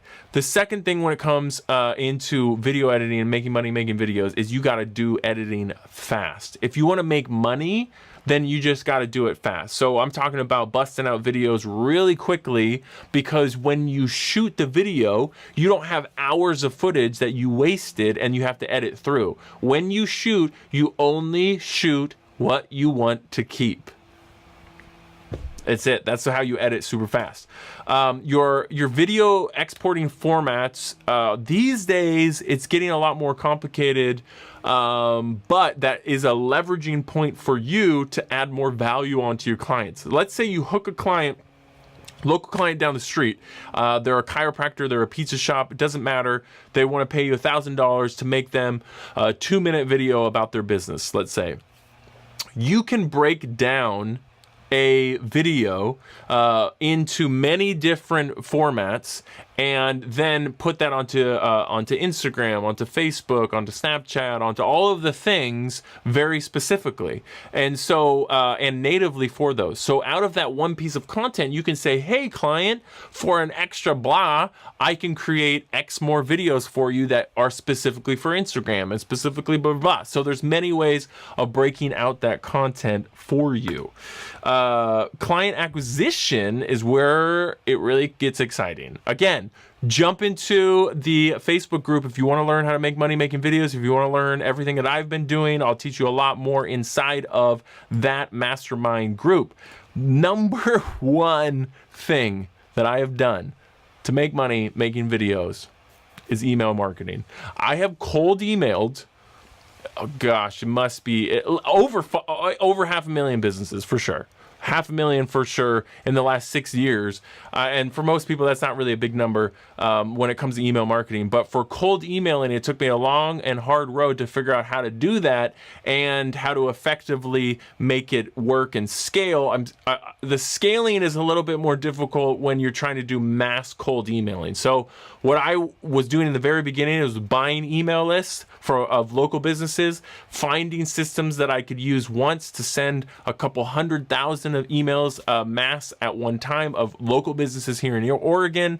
I would get a really low response, but I would book every time I did that at least $50,000 to $70,000 worth of work over the course of months, of course, because it always took many conversations, many meetups, many phone calls to book bigger deals. But cold emailing was 100% everything that I did to get all of my clients in the beginning. It's what you have to realize is if you want to go make money making videos, go find the business down the street, find their email, start emailing them, try to get a meeting, go in there, try to pitch them on why you can make a video, and just start hustling. That's what I did. I started cold emailing every business, cold calling them, saying, hey, I can make you a video. Do you want to make a video? Let's do this. And what my pitch was to them was in 24 hours, I can come down there, and in 24 hours, I'll make you a 1-minute video. For in the very beginning, I said $250, and I'll give you a video in 24 hours for $250 of your business, a quick interview. And then very quickly, I started making a lot of money doing that, and I'm booking a lot of clients, and so I raised it to $500, and then I kept on raising it. Now I charge anywhere from about $2,500 per finished minute of video, give or take, depending on what the video is. But most of the time, most clients want more than one video. They don't just want one. But cold emailing, that's where it's at.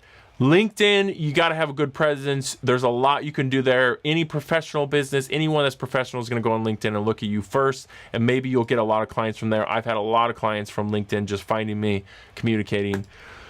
YouTube, we're on it now. And keyword research is where the power of YouTube comes into play and finding all those keywords. Facebook ads, there's a lot inside of Facebook ads you can do. It's a beast. It's very important, but it's a larger learning curve to book clients because it's a longer process, because usually this is a higher ticket item that we're talking about. Video production is, usually over $1,000, which for most things on the internet, that's a higher ticket item. So Facebook ads requires a deeper funnel. Getting into monetization methods here, there's many different methods, and primarily the ones that I've done are small business videos. That's the number one videos that I have made the most money off of, 6 figures a year. My first year I broke 6 figures, and the second year I doubled that. I did a 168, or I think a little less than double that. So the potential of small business videos is massive. It's just calling up local companies saying, hey, let's make a video, let's do this. Attorney videos is huge because every attorney needs a video to represent themselves properly. They need it fresh, they need it frequent. So there's a lot of potential there. Mid-sized companies that are just like industrial or some kind of weird company that has a very small marketing department, they need a ton of videos. Affiliate marketing, I've made a good extra income every month from doing affiliate marketing videos for Amazon, like Jungle Scout. I've made at least like $500 a month for the past year and a half from Jungle Scout affiliate money and from other programs that pay me money to get people to click on a link and sign up. Right? Batch sell videos to everyone. This is a funny one. So basically what that means is every page on the internet that is important must have a video on it. Got it? That's it. If you talk to a lawyer and they want one video, you simply ask them, well, are people going to other pages on your site that are important? Well, don't you want to communicate to them at the most effective level on every page of your site? That is extremely important. Well, you need a video on that page, as well as you need a full write-up, as well as you need an audio, form of that video. Why not? As well as maybe a PDF download of the best information about that content on that page. Try to match and get people at whatever level they need to ingest that information on. But video has the highest potential and is the most effective form of communication known to man. So that's why you need to batch sell videos to everyone, because anyone you talk to, they do not just need one video. Any business owner does not just need one video. They need at least 5. Guaranteed. So we're looking at module 6, your sales and marketing plan, and this is where I'm working on developing out here and helping you out. So jump in that Facebook group in the description below, and it's a mastermind where I'm going to go into a lot more depths about this. I look forward to getting feedback from you guys and working to help you guys make a ton of money making videos at every level. If you're a video creator, this is it. So daily content creation is going to be where your plan comes out. It's coming out with content specific to around niche clients that you want to go after, right? And daily email follow-up. So this is the thing with larger ticket clients and things like this is you have to have probably at least 3 conversations on the phone, maybe 5 emails. There's probably usually a gatekeeper, like a secretary or somebody that you have to get through in order to actually get someone on the phone that can give you the authority to give you a check, these types of things. So you have to be realizing that a lot of your day is going to be spent hopefully follow up emailing hundreds of people. You got to always be having leads in your pipeline that you can keep following up with, keep working, keep talking about projects, and eventually it'll turn in. I mean, I've done videos with I've gone to the Capitol building. I've videoed the governor of Oregon, or Governor Kitzhaber. He's not the governor now, but he was the governor at the time. And it's all just from constantly talking to people, getting word of mouth working by constantly emailing and constantly following up with people, seeing how they're doing, seeing what projects they're working on, those types of things. I realized my face was totally down for the majority of that, but you heard all that I was saying. Hey, what's up, guys? We are here looking at version 2. This is edit 2 of a video I'm working on, a big client project that I'm working on, and I will put a link in the description below for the first version of this video. So I'm kind of showing you how in the first version, how I mocked it up and how I went and then sent it to the client and then got client feedback and then came back, and now we have version 2. There will be a version 3 because I have some more elements after the client saw this version and some other cool things that we're working on to throw in here. So I kind of want to show you version 2 here, and then I'm going to jump in and kind of just break down and talk about each of the elements in this and kind of how the communication went back and forth with the client, and how you can make an edit like this yourself really fast, really quick, really easy, really smooth, how to stay creative through the whole process and not get bogged down by words, you know what I'm saying? And not have to stay super to the script. So let's check out version 2 of this video. Again, if you haven't seen version 1, click the link in the description, on the first link there, and it will take you to the first version of this video, and then come back in and watch this one. All right, let's check it out. Go, do thing! Happy? Happy, happy! Apple. I feel good. Happy, happy, happy, happy, happy, happy. Welcome to a world where your possibilities are endless. Welcome to a world where your cannabis drinks no longer taste like cannabis. Welcome to Happy Apple. Happy Apple is a revolutionary new cannabis-infused sparkling beverage. Happy? Apple! It tastes like the most delicious sparkling cider you've ever had, and it gets you high. Happy. Apple. We source all of our distillate from farms that don't use pesticides, It's clean. It's clean. and we don't use any hydrocarbon extraction methods. It's clean. It's gotta be very... All of our extracts come from either food-grade alcohol extractions or CO2. Apple. Unlike all other oil-based cannabis beverages, Happy Apple is also free from any cannabis taste or smell because it isn't oil-based. What is it made out of? I don't know. Jerry gave it to me. Instead, it's made from a water-soluble cannabis-infused emulsion we call Source. Okay, here's how it works. Get you mega high. Gets you high. Imagine a glass of water and you drip in a drop of food coloring and give it a quick swirl. The food coloring disperses uniformly and completely in that glass of water. That is exactly what we have designed Source to do. When you put Source in a beverage, in a liquid, and give it a little swirl, it disperses uniformly throughout that product. Because our bioavailability is enhanced, we almost have to reset the scale on what a typical dose is. You're going to find this is a very efficient way to consume cannabis. You get high? All products using Source get absorbed into your body in an efficient and reliable manner, giving you the same dosage and great experience every time you consume a Source product. So basically, He's gonna kick in real quick. typically you'll feel the effects of THC in our products within 20 minutes? and not have to wait for hours like you do with most edibles. Happy Apple is available in 3 strengths: 10, 50, and 100 milligram 12-ounce bottles. Fine, I'll try it. Happy Apple is a must-try for any new or experienced cannabis user. Give Happy Apple a try today and let us know what you think. Find out more at happyapple.com. Happy Apple. Taste happiness. Got happy in a bottle? Get it now, not tomorrow.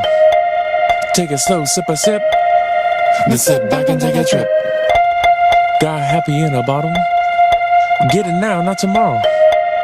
Take it slow, sip a sip. Then sit back and take a trip.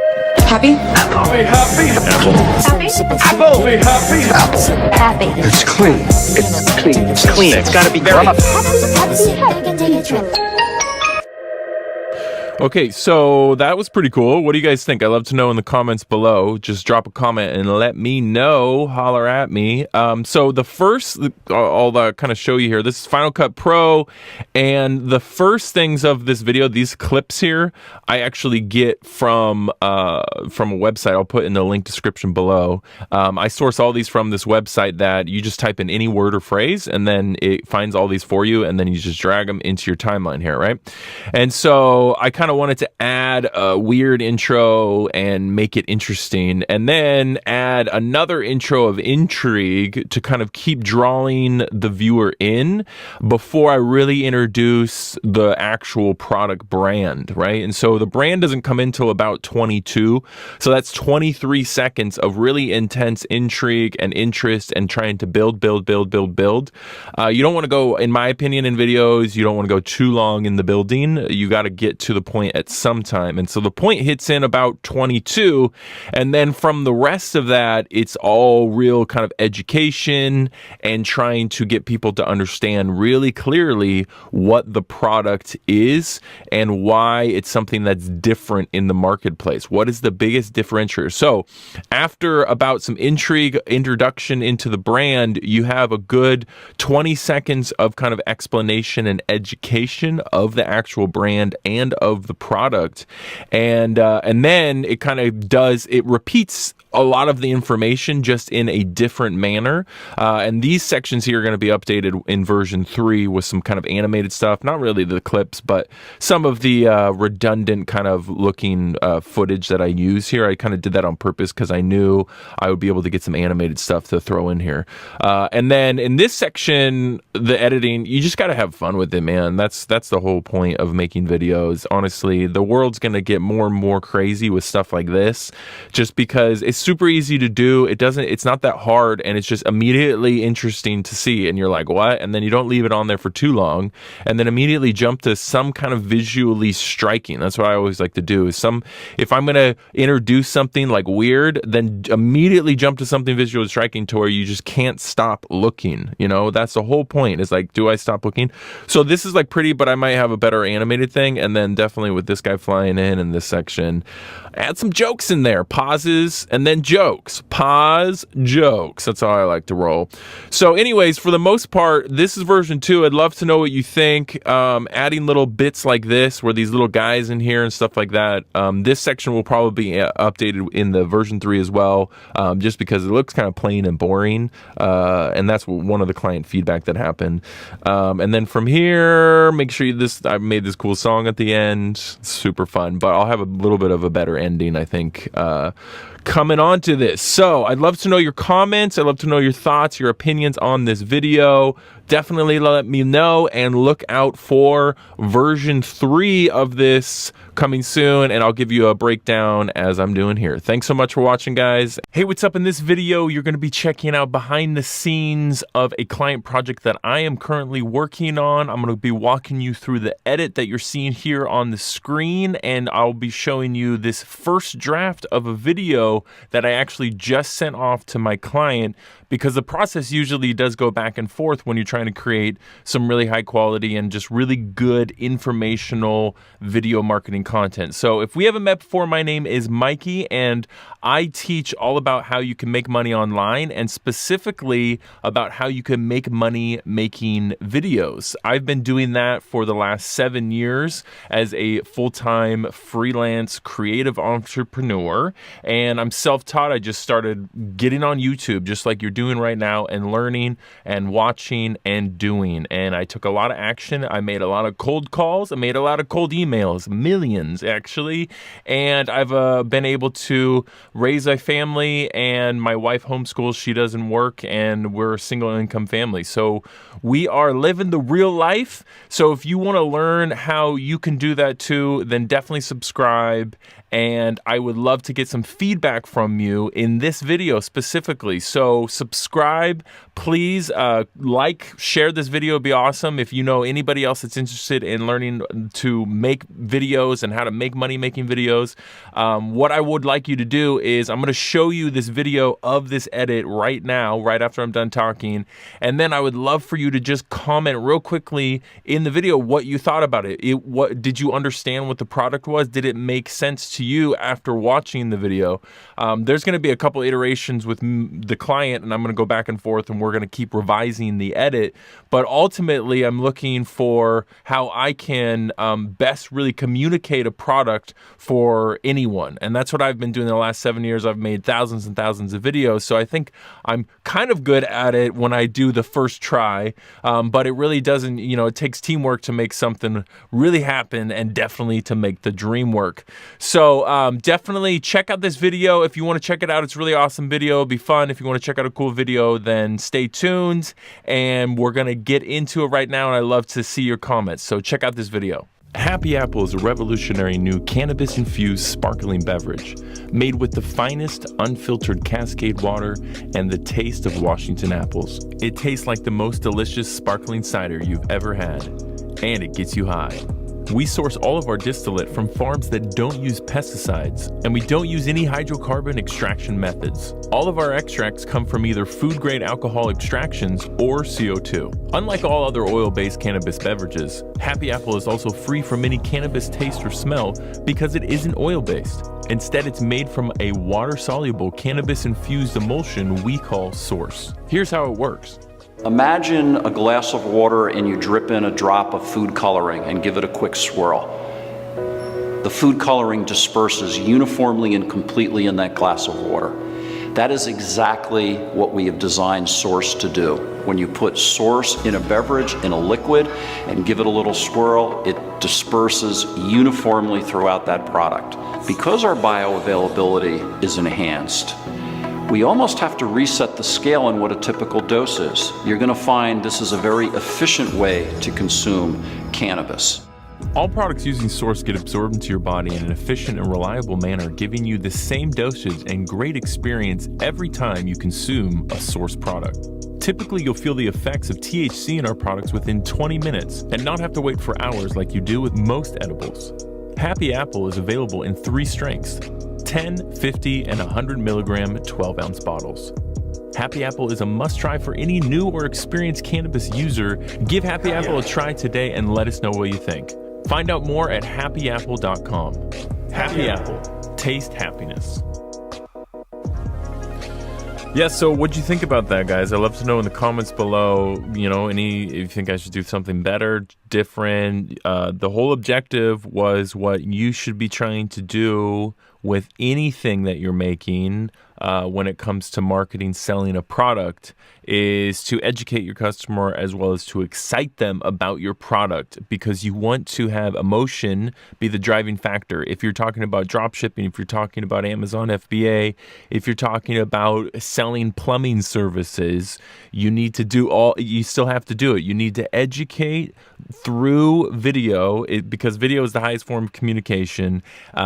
Second is audio, then written word. So you really need to isolate down into your product, your service that you are offering and selling.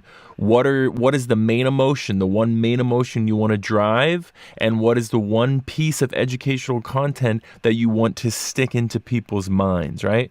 So just kind of breaking it down here, I'm using Final Cut Pro for this video. I've edited thousands and thousands of videos, and I use both Final Cut Pro and Adobe Premiere. I use both. It really goes back and forth. I have reasons for both.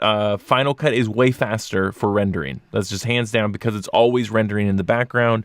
Adobe is not always rendering in the background, so it does take longer for rendering when things like that happen. So, but what I am doing with this is a script-based video. When you're making videos, you ideally want to write words. And so if you write about 70 words, that's going to be about a minute long if you spoke it as a voiceover. So this is actually me in the voiceover. I do most of the voiceovers for all my videos anyways, because why not, right?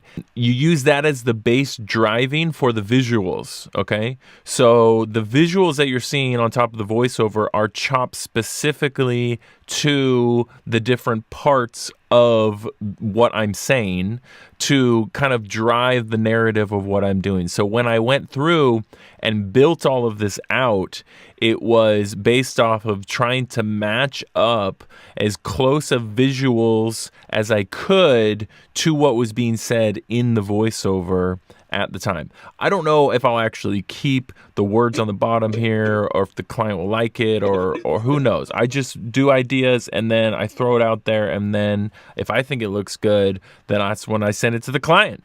So this is kind of, it's all based off of the voiceover. You can see in the middle here, this is where the voiceover is, and then the music's underneath here.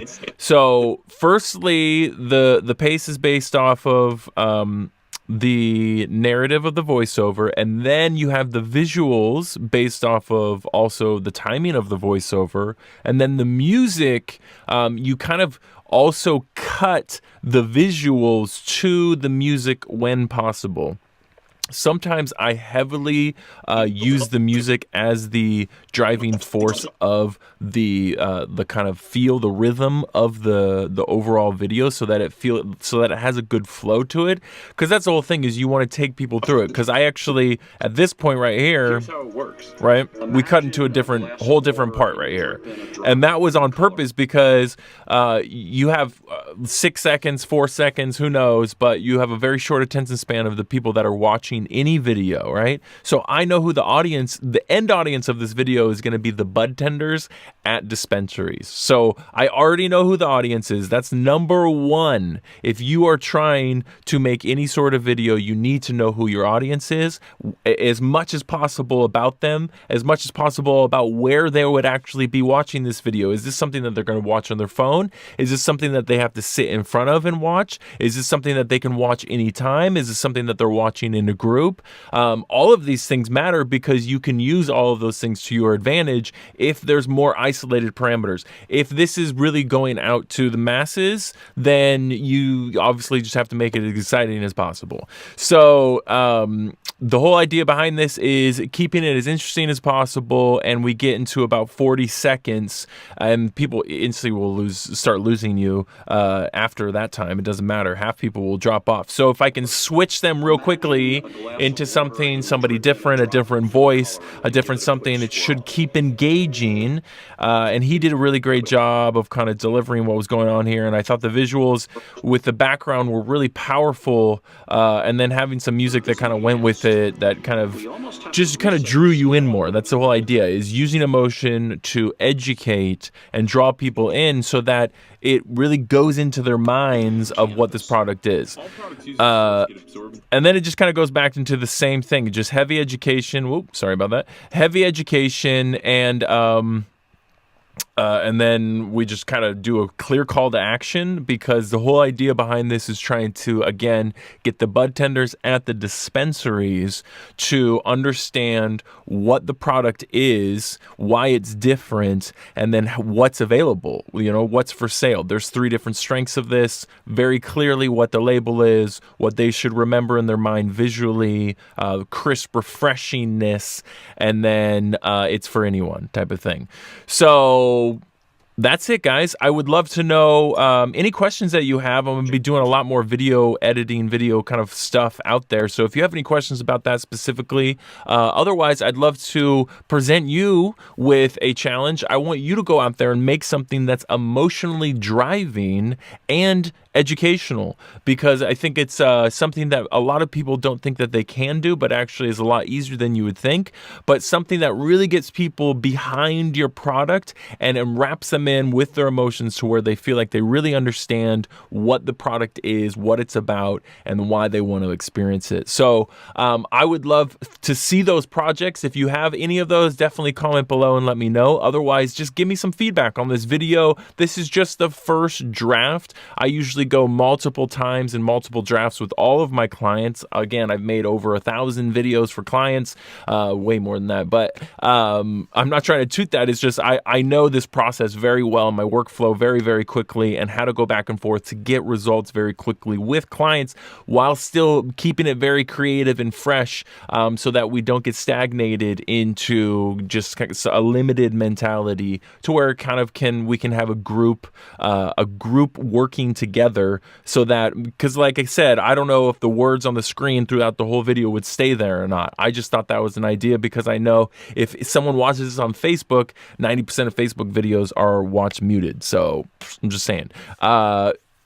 Let me know in the comments, guys. Appreciate your time. I would love to have some feedback again. Thanks so much. Talk to you soon. With the finest unfiltered Cascade water and the taste of Washington. If you ought to look man when the bone still dropping. Cider you've ever had. With the bone still popping. Yeah. Oh, you sing. Happy? Happy. Apple. I feel good. Happy. Welcome to a world where your possibilities are endless. Welcome to a world where your cannabis drinks no longer taste like cannabis. Welcome to Happy Apple. Happy Apple is a revolutionary new cannabis-infused sparkling beverage. Happy? Apple! It tastes like the most delicious sparkling cider you've ever had, and it gets you high. Happy. Apple. We source all of our distillate from farms that don't use pesticides, It's clean. It's clean. and we don't use any hydrocarbon extraction methods. It's clean. It's got to be very. All of our extracts come from either food-grade alcohol extractions or CO2. Apple. Unlike all other oil-based cannabis beverages, Happy Apple is also free from any cannabis taste or smell because it isn't oil-based. What is it made out of? I don't know. Jerry gave it to me. Instead, it's made from a water-soluble cannabis-infused emulsion we call Source. Okay, here's how it works. Get you mega high. Gets you high. Imagine a glass of water and you drip in a drop of food coloring and give it a quick swirl. The food coloring disperses uniformly and completely in that glass of water. That is exactly what we have designed Source to do. When you put Source in a beverage, in a liquid, and give it a little swirl, it disperses uniformly throughout that product. Because our bioavailability is enhanced, we almost have to reset the scale on what a typical dose is. You're going to find this is a very efficient way to consume cannabis. You get high? All products using Source get absorbed into your body in an efficient and reliable manner, giving you the same dosage and great experience every time you consume a Source product. So basically, He's gonna kick in real quick. typically you'll feel the effects of THC in our products within 20 minutes and not have to wait for hours like you do with most edibles. Happy Apple is available in 3 strengths: 10, 50, and 100 milligram 12-ounce bottles. Fine. I'll try it. Happy Apple is a must-try for any new or experienced cannabis user. Give Happy Apple a try today and let us know what you think. Find out more at happyapple.com. Happy Apple. Taste happiness. Got happy in a bottle? Get it now, not tomorrow. Take it slow, sip a sip. Then sit back and take a trip. Got happy in a bottle? Get it now, not tomorrow. Take it slow, sip a sip. Then sit back and take a trip. Happy? Apple. Be happy. Apple. Happy? Apple. Be happy. Apple. Happy. It's clean. It's clean. It's clean. It's got to be very. Okay, so that was pretty cool. What do you guys think? I'd love to know in the comments below. Just drop a comment and let me know. Holler at me. So the first, I'll kind of show you here. This is Final Cut Pro, and the first things of this video, these clips here, I actually get from a website. I'll put in the link description below. I source all these from this website that you just type in any word or phrase, and then it finds all these for you, and then you just drag them into your timeline here, right? And so I kind of wanted to add a weird intro and make it interesting, and then add another intro of intrigue to kind of keep drawing the viewer in before I really introduce the actual product brand, right? And so the brand doesn't come in till about 22, so that's 23 seconds of really intense intrigue and interest and trying to build. You don't want to go, in my opinion, in videos, you don't want to go too long in the building. You got to get to the point at some time. And so the point hits in about 22. And then from the rest of that, it's all real kind of education and trying to get people to understand really clearly what the product is and why it's something that's different in the marketplace. What is the biggest differentiator? So after about some intrigue, introduction into the brand, you have a good 20 seconds of kind of explanation and education of the actual brand and of the product. And then it kind of it repeats a lot of the information just in a different manner.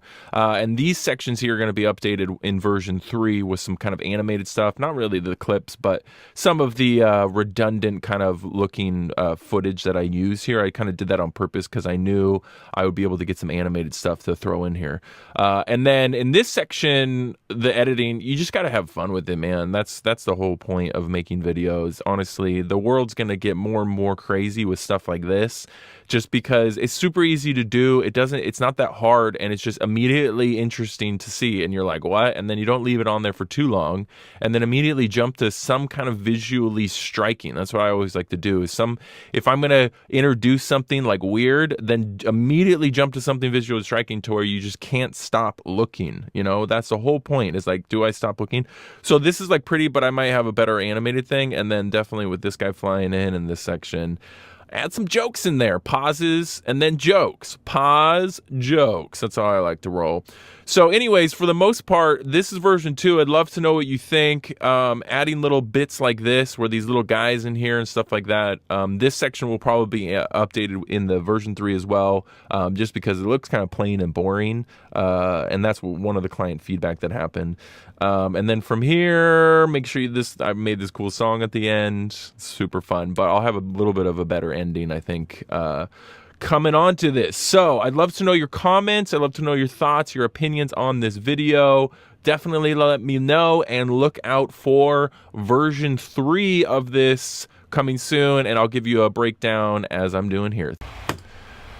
Hey, what's up, guys? I just wanted to quickly share this bit of knowledge, as well as a really deep life lesson that I learned. So I, a long time ago, back in 2010, started a video production business primarily from cold emailing businesses. And since that, I have progressed into a pretty advanced model of cold emailing. It's all B2B, so it's not spam. Don't you think or worry. But you know, the lesson that I learned from it was something very interesting, which is when something works, don't stop doing that thing, right? Which means don't think that you need to keep improving it or changing it or anything like that. So as we go deeper back into years of hundreds and hundreds of these cold emails, as you can see as I'm clicking back here, the same title I stuck with. So I was very smart there. And I have made 6 figures literally from all of these emails that you're seeing here. I have made 6 figures a year just by teaching myself video production and then getting bigger and bigger and bigger and bigger and bigger jobs. So this is just going back to 2016. I'm trying to get back a little bit further. Okay, this model, here it is. So I had one format that I started with back really in 2013. This is only 2016, but I used this same, this isn't even it. I need to go back further. That's not it. Okay, I used the same format. It was basically that, but I used the same email over and over and over and over and over. And I found these couple systems that were, would go find businesses to email. But dang, basically, I'll keep going back. See, there's hundreds of emails. One of those systems was called Message Sumo. It was $100 a month, and what it would do is it would go scrape LinkedIn accounts, or not scrape, but I would log into my LinkedIn account. I'm just clicking, as you guys can hear in the background, just to find. Oh, here we go. Here's a better model. Okay, so this is one. This worked pretty well. I did this rad video. So this was the basic format that I did. That was the most effective cold emailing format for actually getting a response for your video production business. I'm only saying that here because I think a lot of you have the skill set to be able to make great quality videos, and maybe some of you are interested or want to actually make money making videos. And for me, I think there's endless possibility, because there's still not a lot of people that can make good quality videos. A lot of people can make videos, but not a lot of people can make actually good quality ones. So it's very easy to actually get businesses to pay you to make good quality videos for them. And I'm sure if you got paid like $500 to make a 1 minute and a half video for a business, you would put the time in to make it a really good quality one, right? That's how I started out doing that. I just was doing it in 24 hours. I would turn around one video, 1 minute video for $500, and I would get a client every day by obviously just hammering cold emailing. So anyway, so the point of what I'm saying is there is one other trick that I learned, that this is really what I want to share, is when you are sending someone in an email, if they want to look at your video, and this actually can go into many other aspects, not so much if you're trying to sell information online, but when you click on this image here, so this is an image, I took an image of the thumbnail, and then when you click on the thumbnail, it actually goes to an autoplay full screen tab, right? So this is a pretty rad video if you haven't seen it. So anyway, so if they're on desktop, then it's going to automatically just like, wow, it's going to blow them away, which most of the time with B2B, it's always going to be on desktop. They're not most likely going to be on their phone all the time, because B2Bs are sitting in their office or on their desktop or whatever the case is. So that's why this is a really good, really good model of doing this. So with YouTube, there is a little hack you can do to do this so you don't have to use Vimeo. I only chose Vimeo. This was another video I did it with, was this one, because it would automatically, as if you can see down, you can't see because I'm in the way, hello. But down here, you can see in the lower right hand corner here, the HD, I can set the HD to automatically be on in Vimeo when I do this little link hack here, let's call it. But in YouTube, you can't necessarily set the automatic HD. You used to be able to, I'm pretty sure back in the day, a couple years ago, I remember. So anyway, let's turn you off there, Aspire.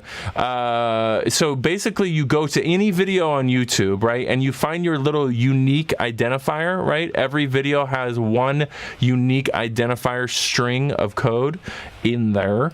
And so in the embed, you'll see what actually you need to do. So if you grab this, it's just youtube.com/embed/ your unique identifier code, right? If you take that, put it into a new tab, then you have your video full screen right there. That is hugely beneficial if you're just trying to send someone a link and you don't want them to go to a YouTube page and get distracted by other things. You can add on a lot of other special characters to the end to make it to where like the end videos don't show. You can just like add that all in there. But for autoplaying, that's the most important thing. I mean, maybe this is a little old school for some people, but for B2B, when you're using trying to go after businesses and use this for ranking, I'm just talking to a lot of people. I'm trying to share as much information as my past experience. This is the best way. It's the most effective. I made 6 figures a year from cold emailing businesses doing this exact model with this exact email. So you grab that embed link, as I said here, okay? So you got youtube.com youtube.com/embed/ unique identifier code / oh no, not / sorry, I got so excited with the forward slashes.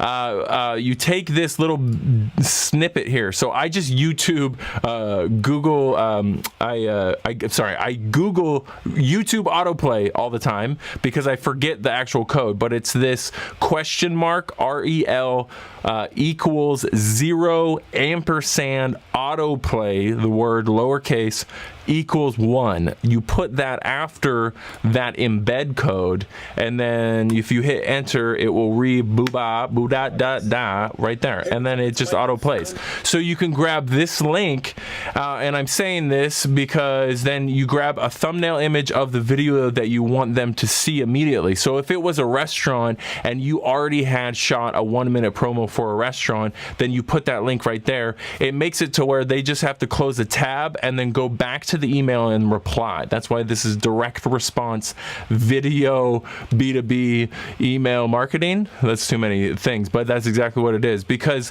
this works really well, because the whole point of this email is to try to get them to respond back so then I can pitch them on doing a video and whatever.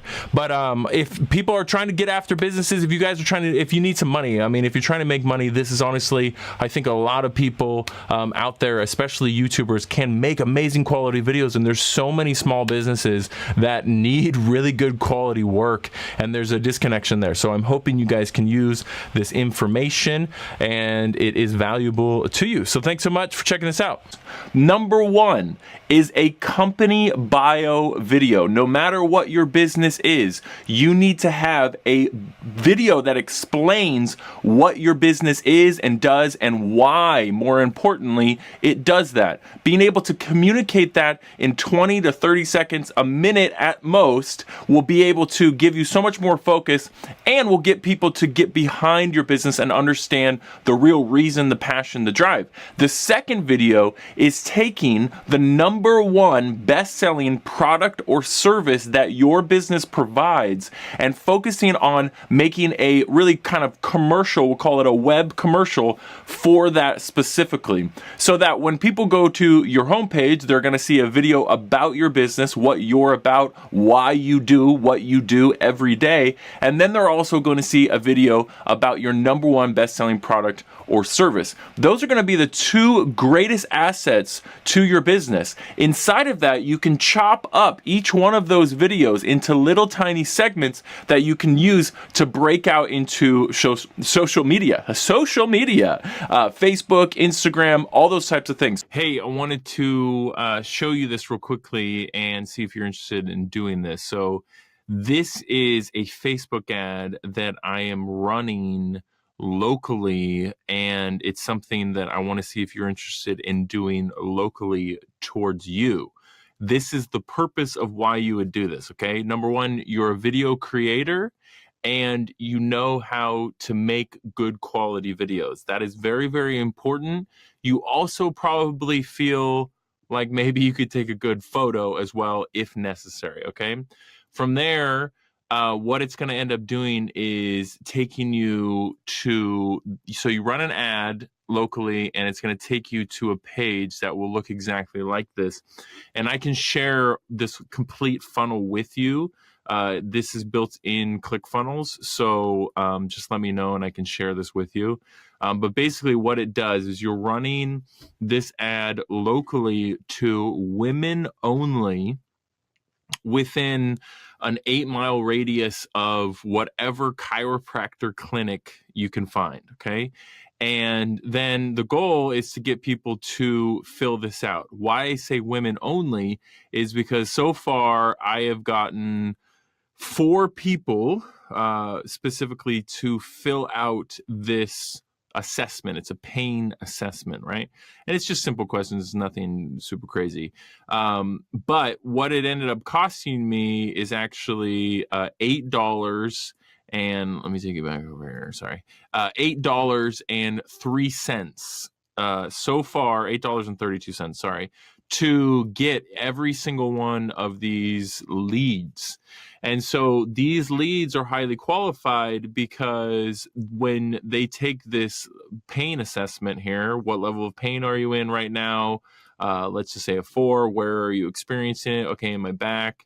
When do you need to see a doctor? Today, anytime next week. I'm just looking for now. And then they have to submit their name, their phone number, and their email, and then it goes to a simple thank you page, right? And this number is a Google Voice number that I have set up that's just a voicemail. So now then I collect that information and I'm working with a chiropractor to basically generate leads. The end goal here is to actually do all of the marketing for a chiropractic clinic based off of first being able to get highly qualified leads of people interested in chiropractic services within the next week, because that's like really highly qualified. And then if you can make good quality videos, you're a video creator, then you can make basically ads for them and manage and run their ads. It's important. So the ads that I run here, just to show you, very simple. I went after, go back here. So I went after simply people within an 8-mile radius of the chiropractor that are women only, 35 and older. I did not use any targeting. And this is very adverse to everything else that anyone else talks about when it comes to doing Facebook ads, is you're supposed to do targeting. But what's interesting is this proves that you can get leads for right now $8.32, and it'll get cheaper as I go on, which is fantastic. which is highly qualified, and they are worth so much to a chiropractor. I mean, because if they really turn out into a good quality, then it's awesome. So the way I'm running the ads are very simple, as far as I'm only running one campaign, one ad set, one ad per placement. So one to a feed and one's to Instagram. I started out just with the feeds on mobile only, specifically, right? So women 35 and older on mobile only. So let me know if you're interested in running these ads. I can get you this funnel over here that shows you this whole thing and this progression. You can just copy this funnel over, and then you just replace the city that you're running it in here. And the end idea is you're going to get chiropractic clients to pay you a monthly amount, a minimum of $1,500 a month, to run and create their Facebook advertising and lead generation, right?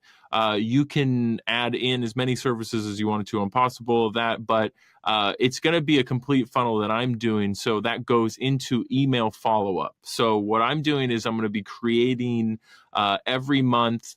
I'll be creating just go in there once into the clinic for like a couple hours, take a bunch of little videos, and then chop those up and use those as ads and as just other blog content types of things that they can constantly be pumping out on their Instagram and on their social media, as well as new types of ads to existing patients that they have on their page, stuff like that. So there's a lot of value in being able to constantly have new content coming out. But more importantly, the lead generation component of all of this and being able to quantify that lead value down to how much it's costing when you're running ads for them and managing, at least $2,000, $2,500 minimum of their ad spend, right? So you get a management fee to go in and create and also manage their ads.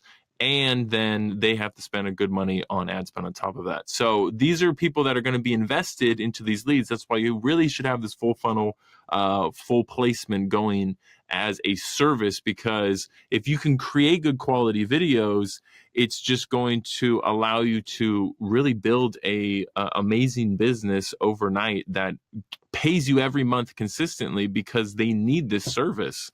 Like every chiropractic clinic in the world really needs leads that are highly qualified from the internet, and they need good content constantly going out to constantly nurture old leads, et cetera, et cetera. So let me know if you are interested in running this. I'm looking for, if you can make good quality videos, then you can basically turn this into a full-fledged marketing agency as much as you can execute. So holler at me, and I'm looking to help you out, man. Thanks.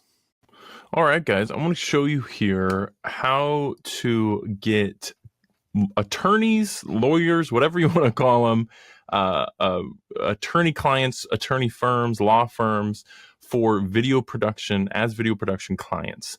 And the first level pitch is really, you have to understand how you need to use the internet. And this is going to maybe be some new information for you out there if you're a video production person or you're in that space at all, because a lot of times you don't actually implement any strategy. You just make a great video. But to make money making videos, you gotta implement strategy for clients and get them to understand how to use videos. So the first level pitch. So this website we're looking at here, I made this. It's great. Me and my team did. I didn't design it, but it is a great website. It's really great. And the pitch behind it is really that video is equal to every important page on your website. If you're going to have a page that has importance, that you want people to read, that you want people to go to, that you want people to know that you do, you have to have a video. It's got to be at the top. There's a billion reasons why. You could just go Google search stats all day long to explain why video at the top of your webpage makes the most sense. So if you're an attorney or a lawyer, you need video at the top because your face is what people will look at when you're getting a ton of money. So first of all, this is Keith. He's a great guy. One of my best clients. I really like him a lot because he really allowed me to do whatever I wanted. And from that, he straight up just said yes every time. So the biggest thing here is we have just a really simple about video on the homepage. You can do a pop-up, you can do whatever. But really when you get into the important pages on the whole web page, every page needs to have a video that is relative to that page. So when people land on this page, they'll have many different options of consuming that content. It's all about how people can consume content. The more ways that you get people to consume the same content, the more options and the better you'll be able to communicate that content for them to understand what it is you're doing. So that is the first level pitch, is first of all, every page on your website. And that pitch honestly works for any business out there. Every business needs to have a video on any important page of your website. If your page is not important, like an FAQ, honestly, you should probably have videos on every single one of your FAQs because people are going there to look at questions that they're asking you. So you should be answering those questions. I actually have a lot of other attorney videos that I could go into where I've done a lot of FAQ stuff as well. But you know, it really comes down to then from there. So that's 1, 2, 3, 4, 5, 6, 7. And then there's a homepage one that was 8. I believe there's one more, maybe. I think that was it. 8 videos. So this is the whole thing, is you're batch creating for clients. So if you go into a client shoot one day, then you could create 8 videos in one day very easily. And that's what we did. Very easily, you could charge anywhere from 10 to 20 grand from this because of the value that the client is getting. It also takes you a little bit more work, but because you're batch creating, you can easily bust out 8 videos in editing a day. If you can't, then you're not ready to pitch this level of service. That's the whole thing. If you can deliver 8 videos, if you can go film 8 videos in one day, have them great, and then edit them down in the next day, then you're good to go. This is another website. I did this like a couple years ago. They actually had 5 months ago a different company come in and do some horrible videos, honestly. It's like story-based and like all this stuff, which is great. But like, this is the thing, is when I really believe firmly that when people are looking to hire an attorney, they want to see that person's face and that person talk, and that person better look nice and have a smile, because that's essentially what people are looking for. Is this attorney going to be good, or are they going to screw me? So they didn't put it on every single one, but I know there's some out here. Let's see if I can find one. They took a lot of them down. Wow, that's too bad. Personal injury, here we go. So if I click into it, when originally we did these, they should have just redone it. They didn't have a strategy. This is the thing, is clients are not using video as a strategy for their website. If you go to this page, like, who cares about all this content? Honestly, it doesn't matter. Who cares about this? It doesn't matter. Put a video there. Like, if someone's going to go to that page, try to actually convince them that you're a nice person and that they should contact you, rather than just sending them a bunch of text. That's really one of the pitches I used to use. And if you're listening to this, and this is some gold, it is, if you're sitting in front of someone and you hand them a brochure and say, read that, and that will answer all of your questions about how I can help you, even though I'm sitting in front of you, right? Instead of just straight up telling them face to face and creating this engagement, being able to like have them look at your face and read if you're, if they believe you or not, all those types of things, it goes a lot deeper and it matters that much more for everything, no matter what your business is. So it's very important. So we actually did a ton of these videos here. But they took them down. Well, they just didn't put them on their website anymore. It's fine. Yeah, from 3 years ago.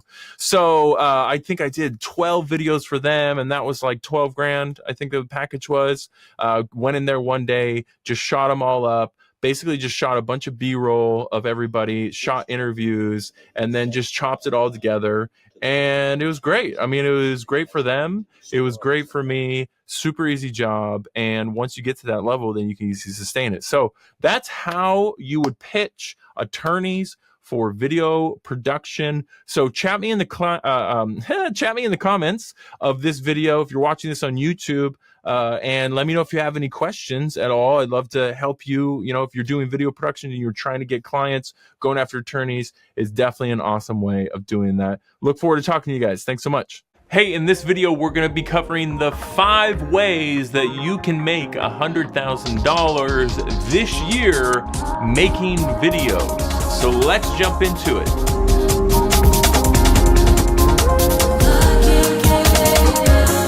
Hey, what's up? My name is Mikey, founder of Make Money Making Videos, where we teach you video creators how you can monetize every single way to make videos. I've been doing that since 2009 full time. So I'd like to take you into my world and show you the different video models that I've perfected over the years on making money making videos. So if you're interested in learning more about that, please subscribe. Make sure you smash that bell so you're notified as soon as new videos are posted, as we'll be doing a lot of content that will require your interaction. So let's get into it.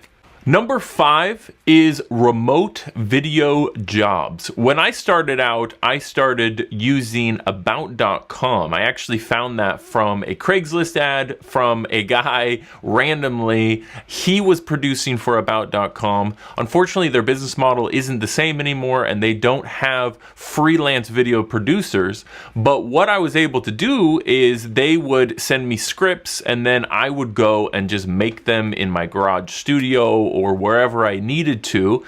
And through that process, I was able to make $250 to $350 per video per topic, but I would have to do as many edits as possible. They were very strict on certain requirements for transitions and things like that according to their brand specification. There are many options still available out there for remote video freelance kind of producer jobs like this for information-based websites. I'll give a couple examples, but they aren't the same as they used to back in the day. You can still use remote video jobs as a heavy keyword that you search for.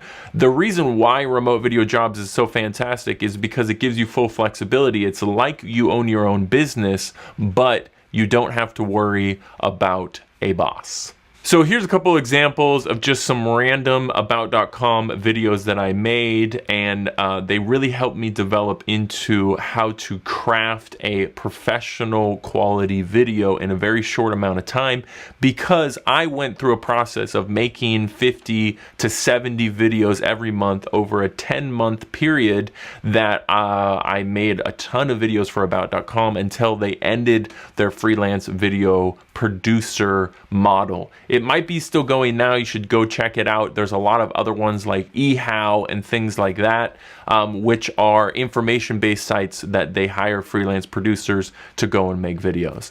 So let's jump into number 4 is going to be business bio videos. After I made a ton of money making videos for About.com just in my garage, I got really confident in being able to just bang out videos that were professionally crafted, that were short and concise, to the point. And this is when I started going with businesses, because I knew businesses have money, they have customers, so they're going to need to do marketing and advertising always. And I got into business bio videos,